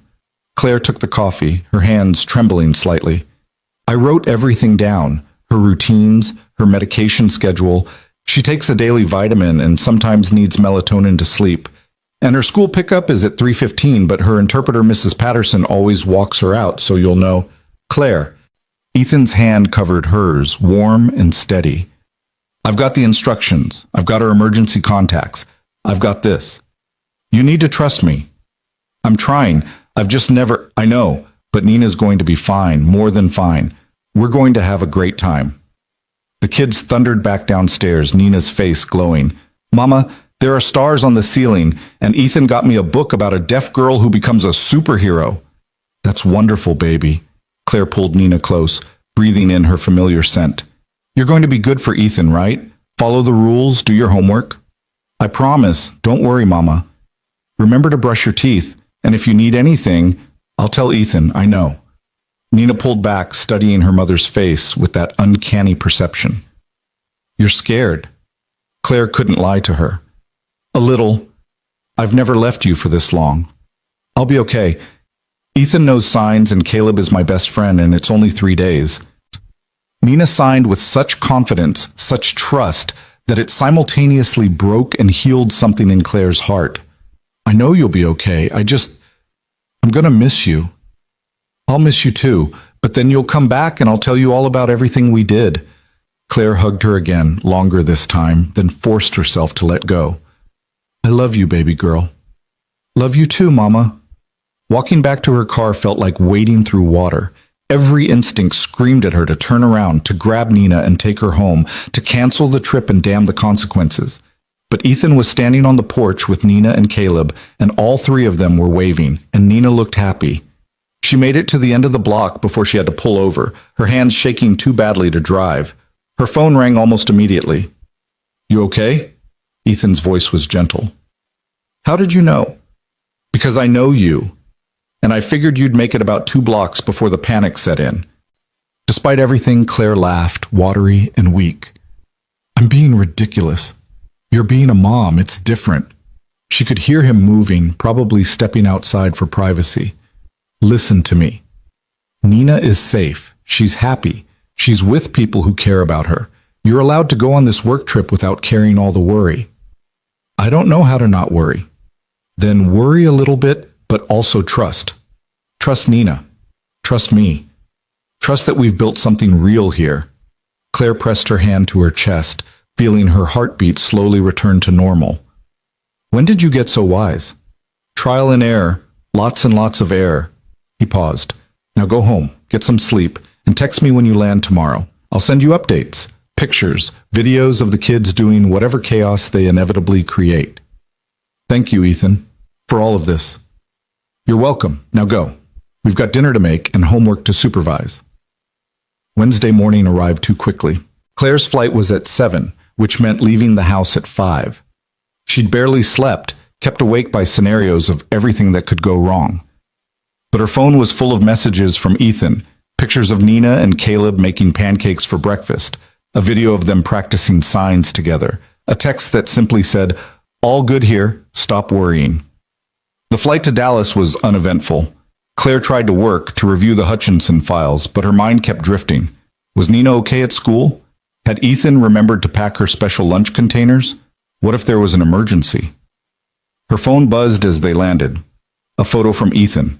Nina and Caleb at the kitchen table, homework spread out between them, both giving thumbs up to the camera. The caption read, "Homework conquered, now making dinner. Nina says she misses you, but she's having fun." Claire stared at that photo for a long moment, something tight in her chest slowly loosening. They were okay. More than okay. The Dallas trip was intensive, 12-hour days of meetings and troubleshooting and damage control. But every evening she'd return to her hotel room to find messages waiting. Ethan sent updates throughout the day, never overwhelming but consistent enough that Claire felt connected. Pictures of the kids at the park. A video of Nina teaching Caleb a new sign.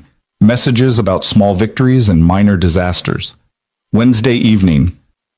Made spaghetti. Caleb got sauce literally everywhere. Nina thought it was hilarious, currently giving him a cooking lesson in proper noodle handling. Thursday afternoon. School pickup went great. Mrs. Patterson says hi and that Nina was extra focused today. We're hitting the library after this. Nina wants books about space. Thursday night. Movie night. Nina picked an animated film about a girl who builds robots. Caleb is now convinced he wants to be an engineer. Your daughter is a good influence. Each message felt like a gift, proof that Nina was thriving, that Ethan was handling everything with the same care Claire would have. But more than that, proof that Claire could let go a little, could trust someone else with the most precious thing in her world. Friday afternoon, her flight landed 20 minutes early. Claire drove straight to Ethan's house, her heart hammering with anticipation. Before she could even knock, the door flew open and Nina launched herself into her mother's arms. "Mama, you're back!" Claire held her tight, checking her over with quick eyes. Same clothes from this morning, clean and whole. Hair neatly braided, Ethan's work probably. Face bright and happy, and completely untraumatized by the separation. "I missed you so much, baby. How was it?" "Amazing. We made cookies and went to the library, and Ethan taught me how to make scrambled eggs, and Caleb and I built a fort in the living room, and..."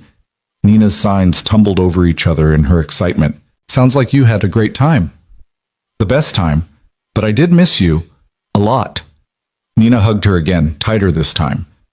Ethan appeared in the doorway, Caleb beside him. "Hey, welcome back." Thank you, Claire said, the words inadequate for the enormity of what he'd done. Thank you for everything. It was our pleasure, honestly. Ethan smiled. Nina's a great house guest. Much better behaved than Caleb, significantly less likely to reorganize my kitchen at midnight. Hey, Caleb protested. That was one time, and I was making you breakfast. At 3 a.m., using every pot we own. Claire laughed, feeling lighter than she had in days. Sounds familiar. Nina once tried to bake me a birthday cake at 5 in the morning when she was 4. I woke up to flour absolutely everywhere. Did the cake turn out? Ethan asked. It was terrible. We ate it anyway. They stood there, the 4 of them, and Claire felt something click into place. This was what family felt like. Not the perfect Instagram version, but the real thing, messy and chaotic and built on trust and showing up. Can Nina stay for dinner? Caleb asked. Please, we were going to make tacos and she was going to teach me how to set the table with the signs and everything. Claire looked at Nina, who was practically vibrating with hope. If it's okay with Ethan? More than okay, Ethan said. I made enough for an army. Stay. They made tacos together, all 4 of them squeezed into Ethan's kitchen. Caleb narrated every step. Nina corrected his signs with patient amusement. Ethan orchestrated the chaos with the ease of long practice. Claire found herself relaxing, laughing at Caleb's dramatic reactions to spicy salsa, helping Nina reach the top shelf where the plates lived. After dinner, the kids convinced them to play board games. They sprawled across Ethan's living room floor. Nina and Caleb forming an alliance that absolutely dominated, their communication now seamless enough that they barely needed words. They're terrifyingly good at this, Ethan observed after their 3rd consecutive loss. We're unstoppable, Caleb crowed, then signed it to Nina, who signed back, like superheroes. It was after 9 when Claire finally insisted they needed to leave. Nina protested. Caleb looked devastated, but eventually goodbyes were said and promises were made for the next weekend. In the car, Nina was quiet for a long moment before signing. Mama, can I tell you something? Of course, baby. Anything. I was scared at first, staying somewhere that wasn't home, without you. But Ethan made me feel safe. He knew all my routines without me having to explain. He signed goodnight stories just like you do. He even knew to leave the bathroom light on because I don't like the dark. Claire's vision blurred. He paid attention. He cares about us, Mama. About you, I can tell. I know he does. Do you love him? The question was simple, direct, achingly honest in the way only children could be. Claire thought about 3 days of updates, about decorated guest rooms and glow-in-the-dark stars, about someone who'd stepped up without hesitation when she needed help, about how Ethan made her feel seen and valued and less alone. I think I might, she signed carefully. Is that okay with you? It's more than okay. Nina's smile was radiant. It's perfect. That night, after Nina was asleep, Claire sent Ethan a text. Thank you doesn't even begin to cover it. What you did this week, taking care of Nina, sending me updates, making her feel safe and welcome, I can't even express what that meant to me. His response came quickly. You don't have to thank me. I wanted to do it. I wanted to show you that you don't have to carry everything alone anymore. I'm not used to that. Letting people help. I know. But maybe you could get used to it. Get used to us. Claire stared at that message for a long time, her heart full of fear and hope in equal measure. Then she typed, I'd like that. To get used to us. Yeah? Yeah. Good. Because I'm falling for you, Claire. Have been since that first night at the dinner, if I'm being honest. And I know that's terrifying and we're taking things slow and there are kids involved and a million complications. But I needed you to know. Claire's hands trembled as she typed her response. I'm falling for you too, and you're right. It's terrifying. But it's also the best thing that's happened to me in years. We're going to figure this out. Together. Together. The weeks after Dallas shifted something fundamental between them. Claire still maintained her own space, her own routines, but the boundaries became more permeable. Ethan had a key to her house for emergencies. She had his garage code. The kids developed elaborate systems for splitting their time between both homes. November gave way to December, and with it came the approach of the holidays. Claire had always kept Christmas small and quiet, just her and Nina, a modest tree, simple traditions. But this year felt different. "What are your plans for Christmas?" Ethan asked one evening after the kids had gone to bed. At his house this time, both children crashed in Caleb's room after an intense Pokemon tournament. "Same as always, low-key. Nina and I usually do Christmas Eve together, make hot chocolate, watch movies. Christmas morning presents, then a nice breakfast." Claire paused. "What about you and Caleb?" "Similar, though Caleb has started lobbying for us to do Christmas with you guys." "Nina, too. She asked me 3 times this week if we could spend Christmas together. What do you think?" Ethan's tone was careful, leaving room for Claire to decline. Claire thought about it. The 4 of them. A real family Christmas, sharing traditions and making new ones. The idea was overwhelming and perfect in equal measure. "I think that sounds really nice," she said softly. "If you're sure." "I'm sure. More than sure." Ethan pulled her closer on the couch, and Claire let herself lean into his warmth. "We could do Christmas Eve at your place, Christmas morning at mine. Split it up so the kids get the full experience? They'd love that." "What about the company Christmas dinner?" Ethan asked. "The one coming up next week?" Claire groaned. "I'd almost forgotten about it. I was planning to skip it this year." "Bring Nina again. Bring both kids. Make it a group outing." "You really want to sit through 3 hours of awkward corporate networking with 2 energetic children?" "I really want to sit through it with you. The kids are just a bonus." Ethan smiled. "Besides, it's where we met. Seems fitting to go back." The following Saturday, Claire took Nina shopping for a dress for the dinner. They were browsing through the racks when Nina stopped, her hand on a deep green velvet dress, similar to the one she'd worn last year. "This one, Mama. It's perfect." "You had a green dress last year, sweetie. Don't you want a different color?" "No, green, like last year, because that's when we met Ethan and Caleb. It's a good luck color." Claire's throat tightened. "Okay, baby, green it is." They found a matching tie for Caleb, Nina's idea, delivered with such earnest excitement that Claire couldn't refuse. She also bought a new dress for herself, something burgundy and elegant that Ethan would probably like. The night of the dinner arrived with fresh snow falling. The world turned soft and white. Ethan picked them up, Caleb already wearing his new green tie and practically bouncing with excitement. "We match," he announced to Nina the moment they got in the car. "We're like a team." "A Christmas team," Nina agreed, beaming. The ballroom was just as Claire remembered. Chandeliers, jazz quartet, executives networking over expensive wine.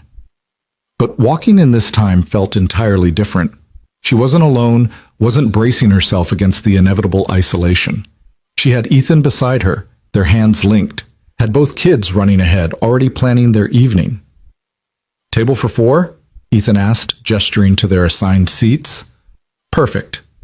They settled in, and Claire noticed the differences immediately. People smiled at them, genuine smiles, not the polite dismissals from last year. Coworkers who'd barely acknowledged Nina before now greeted her directly, some even attempting basic signs. The woman from HR made a point of coming over to compliment both children on their outfits. "Things have changed," Claire murmured to Ethan. "You've changed," he corrected gently. "You're not trying to be invisible anymore." And people noticed that. Halfway through dinner, Douglas Reeves stopped by their table.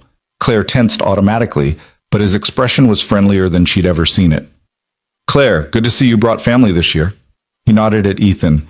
"And you must be the infamous boyfriend. Heard you took care of her daughter during the Dallas trip." "Word travels fast," Ethan said pleasantly. "Good work in Dallas, by the way," Douglas continued, addressing Claire. "The Hutchinson team was impressed. We're looking at expanding your role. More client-facing work, possible promotion to senior director." Claire's mouth fell open slightly. "Really?" "Really. You've proven you can handle the pressure. We'll talk specifics in January." Douglas smiled at Nina. "And young lady, I understand you're quite the artist. My assistant mentioned seeing some of your drawings." Nina looked at Claire for translation, and Claire signed the gist of it. Nina's face lit up and she signed back, which Claire voiced. She says thank you, and yes, she loves to draw. "Excellent. My daughter's looking for a Christmas gift for her niece. Any recommendations?" Nina launched into an enthusiastic explanation about the best art supplies for kids, Claire translating, Douglas actually listening and taking mental notes. When he left, Claire sat back in her chair, slightly stunned. "Did that just happen?" she asked Ethan. "It did. You impressed them, made yourself indispensable. I almost didn't go to Dallas, almost canceled the whole thing because I couldn't figure out childcare. But you didn't. You took the leap, asked for help, and look what happened." Claire looked around the ballroom, at Nina chattering with Caleb, at coworkers who actually saw her now, at Ethan beside her, steady and sure. A year ago she'd been so alone, so invisible. Now she was here with her family, being recognized for her work, building something real and lasting. "Thank you," she said to Ethan, her voice thick with emotion, "for showing up, for staying, for making me believe this was possible." "You don't have to thank me for falling in love with you," Ethan said simply. "It's the easiest thing I've ever done." Claire's breath caught. "You love me?" "I love you. I love Nina. I love what we're building together." He squeezed her hand. "I know it's soon, and I know you're probably going to panic a little, but I needed you to know." "I'm not panicking," Claire said, surprising herself. I love you too. I think I have for weeks, but I was too scared to say it." Ethan's smile could have lit up the entire ballroom. "Yeah?" "Yeah." They sat there, hands linked, while the dinner continued around them. The kids were oblivious to the monumental declaration, too absorbed in their own world. But Claire felt it settling into her bones. This new reality where she wasn't alone, where love was possible, where family meant more than just biology. Later, when the jazz quartet took a break and recorded music filled the ballroom, Ethan stood and offered his hand. "Dance with me?" "I'm not much of a dancer. Neither am I. We'll be terrible together." Claire laughed and let him pull her onto the small dance floor. They swayed to the music, pressed close, while around them other couples did the same. Nina and Caleb had left their table, gone to investigate the dessert display with strict instructions to stay visible. "This is nice," Claire murmured against Ethan's shoulder. "It is, though I prefer the version where we're not being watched by your entire company. We could leave early. The kids would riot." "True." Claire pulled back slightly to look at him. "Ethan? I'm still scared sometimes, that this is too good to be real, that something's going to go wrong. I know, but we'll handle it. Whatever comes, we'll handle it together. Together." They stayed until the end, the kids' energy finally flagging around 9:30. Walking out into the snowy parking lot, Caleb and Nina were holding hands, both yawning, still chattering about the chocolate fountain they'd discovered near the desserts. "Best Christmas dinner ever," Nina signed sleepily from the back seat. "Better than last year?" Claire asked. "So much better. Last year we didn't have Caleb and Ethan." "Last year we didn't have you guys either," Caleb added, his voice already drowsy. "This year is way better." Ethan caught Claire's eye in the rearview mirror, his expression soft with affection.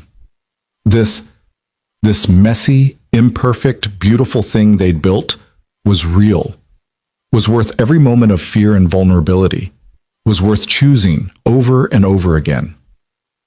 As they drove through the snowy streets toward home, Claire let herself believe it fully. The walls were gone. The isolation was over.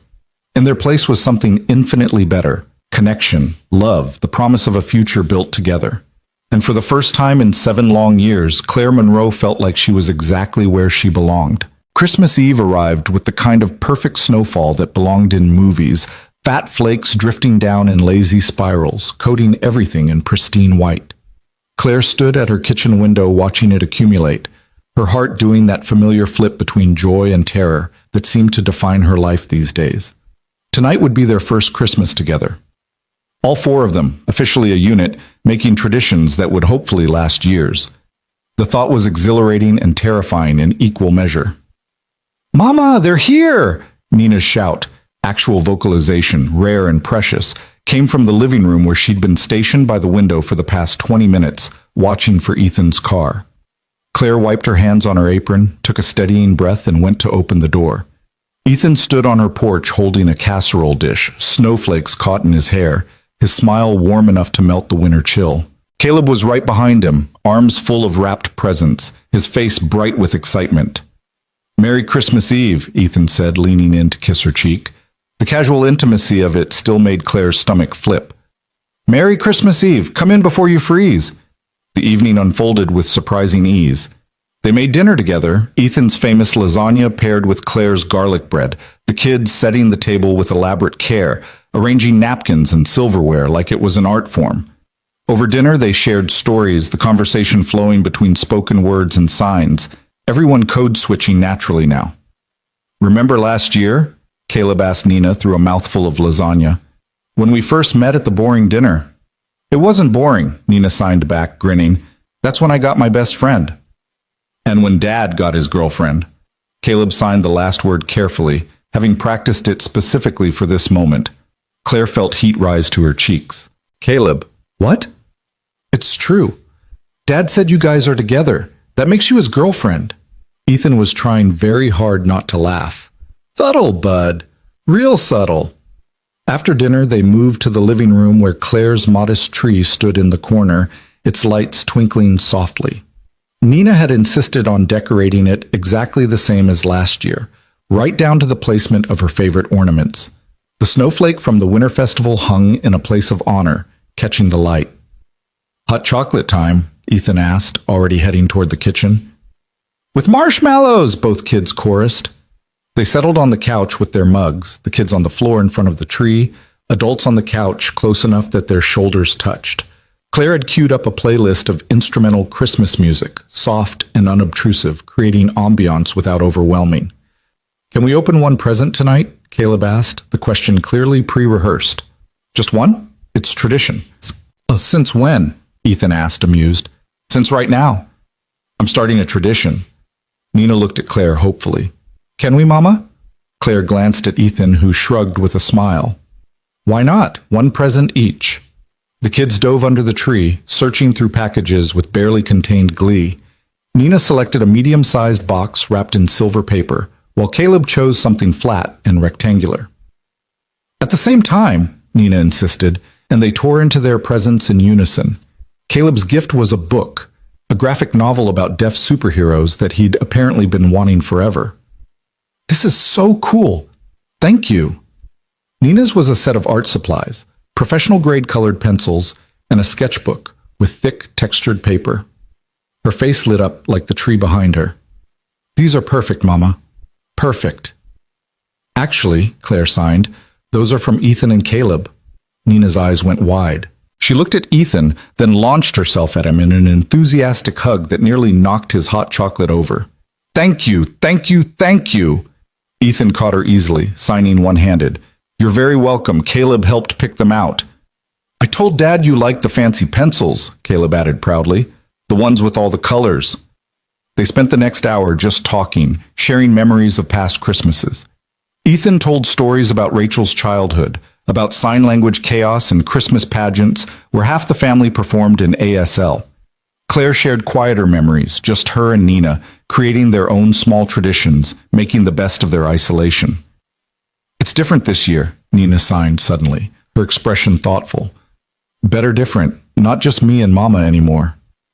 "Is that okay?" Ethan asked gently, "having us here?" "It's more than okay. It's what I wished for. Remember? When I told Santa I wanted Mama to be happy?"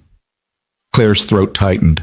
She thought Nina had forgotten that conversation, but apparently her daughter remembered every word. "I'm very happy, baby," Claire signed, meaning it completely. "Happier than I've been in a long time." "Because of Ethan?" "Because of all of this. You, me, Ethan, Caleb, all of us together." Nina seemed satisfied with that answer. She cuddled up next to Claire on the couch, her head resting against her mother's shoulder, while Caleb did the same with Ethan. They sat like that for a while, watching the tree lights blur and refocus, the warmth of the moment settling around them like a blanket. Around 9 o'clock, Caleb's eyes started drooping. Nina was fighting sleep, determined not to miss anything, but losing the battle. "We should probably head out," Ethan said reluctantly. "Let these two get some sleep before Santa comes." "Or," Claire heard herself say, surprising even herself, "you could stay, both of you. I have the guest room, and there's a pull-out couch. The kids could have a sleepover, wake up together tomorrow. Ethan's expression shifted, something warm and hopeful flickering across his features. You're sure? I'm sure. I want you to stay.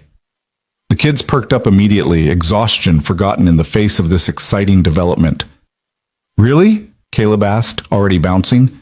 We can have a sleepover on Christmas Eve? Really? Claire confirmed. Getting the kids settled took another hour. Finding extra blankets, brushing teeth, the elaborate bedtime routine that Nina required, and that Caleb decided to adopt for solidarity. Ethan helped orchestrate it all with practiced ease, knowing exactly when to redirect and when to let them wind down naturally. Finally, both children were tucked into Nina's room, Caleb on an air mattress on the floor, Nina in her own bed, both of them whispering and giggling in the dark. Lights out in 10 minutes, Ethan signed from the doorway, and both kids groaned but agreed. Back downstairs, Claire poured 2 glasses of wine and joined Ethan on the couch. The house was quiet now, peaceful, the tree lights casting soft shadows across the walls. This is nice, Ethan said, pulling her close. All of us under one roof. It is. Terrifying, but nice. Still scared? Always, Claire admitted.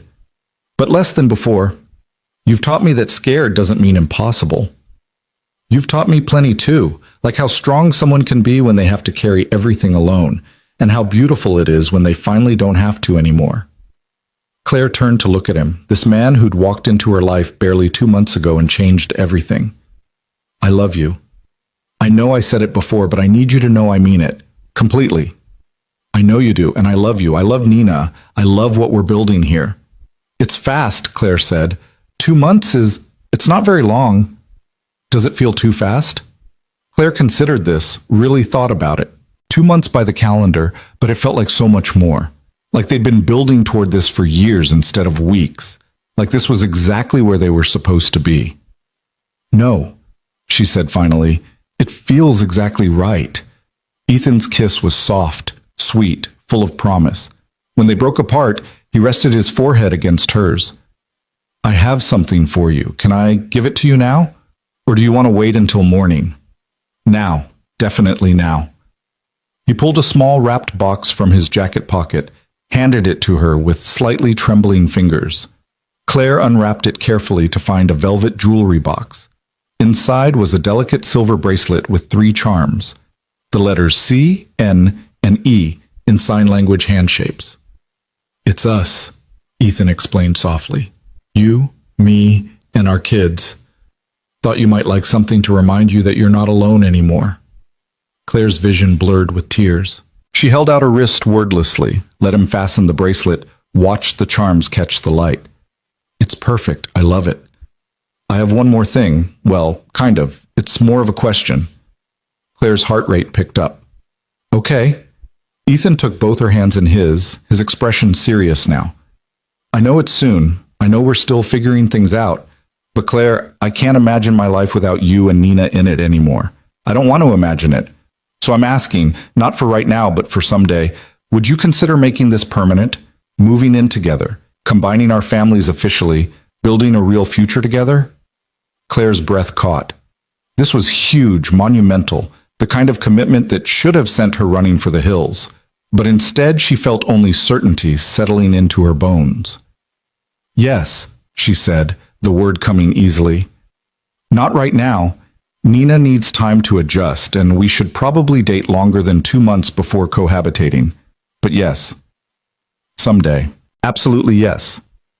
Ethan's smile was brilliant, relieved, joyful. He pulled her close and kissed her properly this time, deep and promising, full of all the tomorrows they were choosing together. They stayed up late talking, making plans. Nothing concrete, just dreams and possibilities, and the outline of a shared future. They'd take it slow, let the kids adjust, make sure Nina felt secure through every transition. But the destination was clear now, the path forward illuminated. Christmas morning dawned bright and clear, the snow from the night before creating a winter wonderland outside. Claire woke to the sound of children's laughter drifting up from downstairs, followed by Ethan's voice gently reminding them to let the adults sleep a little longer. She found them all in the kitchen, Ethan making pancakes, both kids helping in ways that mostly involved creating more mess than assistance. Nina's face was bright with joy. Caleb was covered in flour. And Ethan looked completely in his element, managing the chaos. "Merry Christmas, Mama," Nina signed, rushing over for a hug. "Merry Christmas, baby girl." They ate breakfast together, the kids practically vibrating with excitement about presents. The unwrapping was chaotic and wonderful, paper flying everywhere, exclamations of delight, both children showing off their gifts to each other with elaborate demonstrations. Claire had gotten Caleb a Pokemon card collection he'd been wanting, and his reaction was worth every penny. Ethan had gotten Nina a signing dictionary and a subscription to a deaf children's book club, thoughtful gifts that showed how much attention he paid. But the real surprise came when Nina handed Claire a package wrapped in somewhat crooked paper, clearly wrapped by a 7-year-old. "I made this," Nina signed proudly, "with Caleb's help." Inside was a photo frame, hand-painted with stars and snowflakes. The photo was from the Winter Festival, all 4 of them in front of the Christmas tree, the kids in the middle, adults on either side, everyone smiling. Below it, Nina had carefully written in her best handwriting, "My family, Christmas 2025. Claire couldn't speak for a moment, couldn't sign, could only hold her daughter close and cry into her hair. "Happy tears, right, Mama?" Nina asked anxiously. "The happiest tears. This is the most beautiful gift anyone's ever given me." After presents, they went to Ethan's house for the second half of Christmas. Caleb gave Nina a grand tour, showing her his room, his favorite spots, pointing out where she'd stay when they had sleepovers. The casualness of it, the assumption that this would be ongoing, permanent, made Claire's heart swell. They spent the afternoon just being together, playing games, watching movies, making dinner as a group. The kids taught each other new signs and Pokemon moves respectively, their friendship deepening with every shared moment. That evening, after the kids had crashed in Caleb's room for another impromptu sleepover, Claire and Ethan stood in his kitchen doing dishes together. "So," Ethan said casually, "I've been thinking about the logistics of eventually combining households." "Already planning?" Claire teased, but she was interested. "Just preliminary thoughts. This house has 4 bedrooms, plenty of space for everyone, good school district. Your work is only 15 minutes away. It makes sense." "You've really thought about this." "I think about it constantly," Ethan admitted, "about waking up with you every morning, about the kids growing up together, about building something lasting." "I think about it too," Claire said softly, "about Nina having a real family, not just me struggling to be enough." "Claire," Ethan turned her to face him, his hands gentle on her shoulders. "You've always been enough, more than enough. But you shouldn't have to do it alone anymore." "I know, I'm starting to really believe that." They finished the dishes in comfortable silence, then settled on the couch to talk about practicalities. They'd wait until spring to make any big changes, let the kids finish the school year in their current routines. But come summer, they'd start the transition, combining households gradually, letting Nina adjust at her own pace. "What about work?" Claire asked. "My promotion, if I get it, will mean longer hours sometimes." "We'll figure it out. That's what partners do." "Partners," Claire repeated, testing the word. "I like that." "Me too."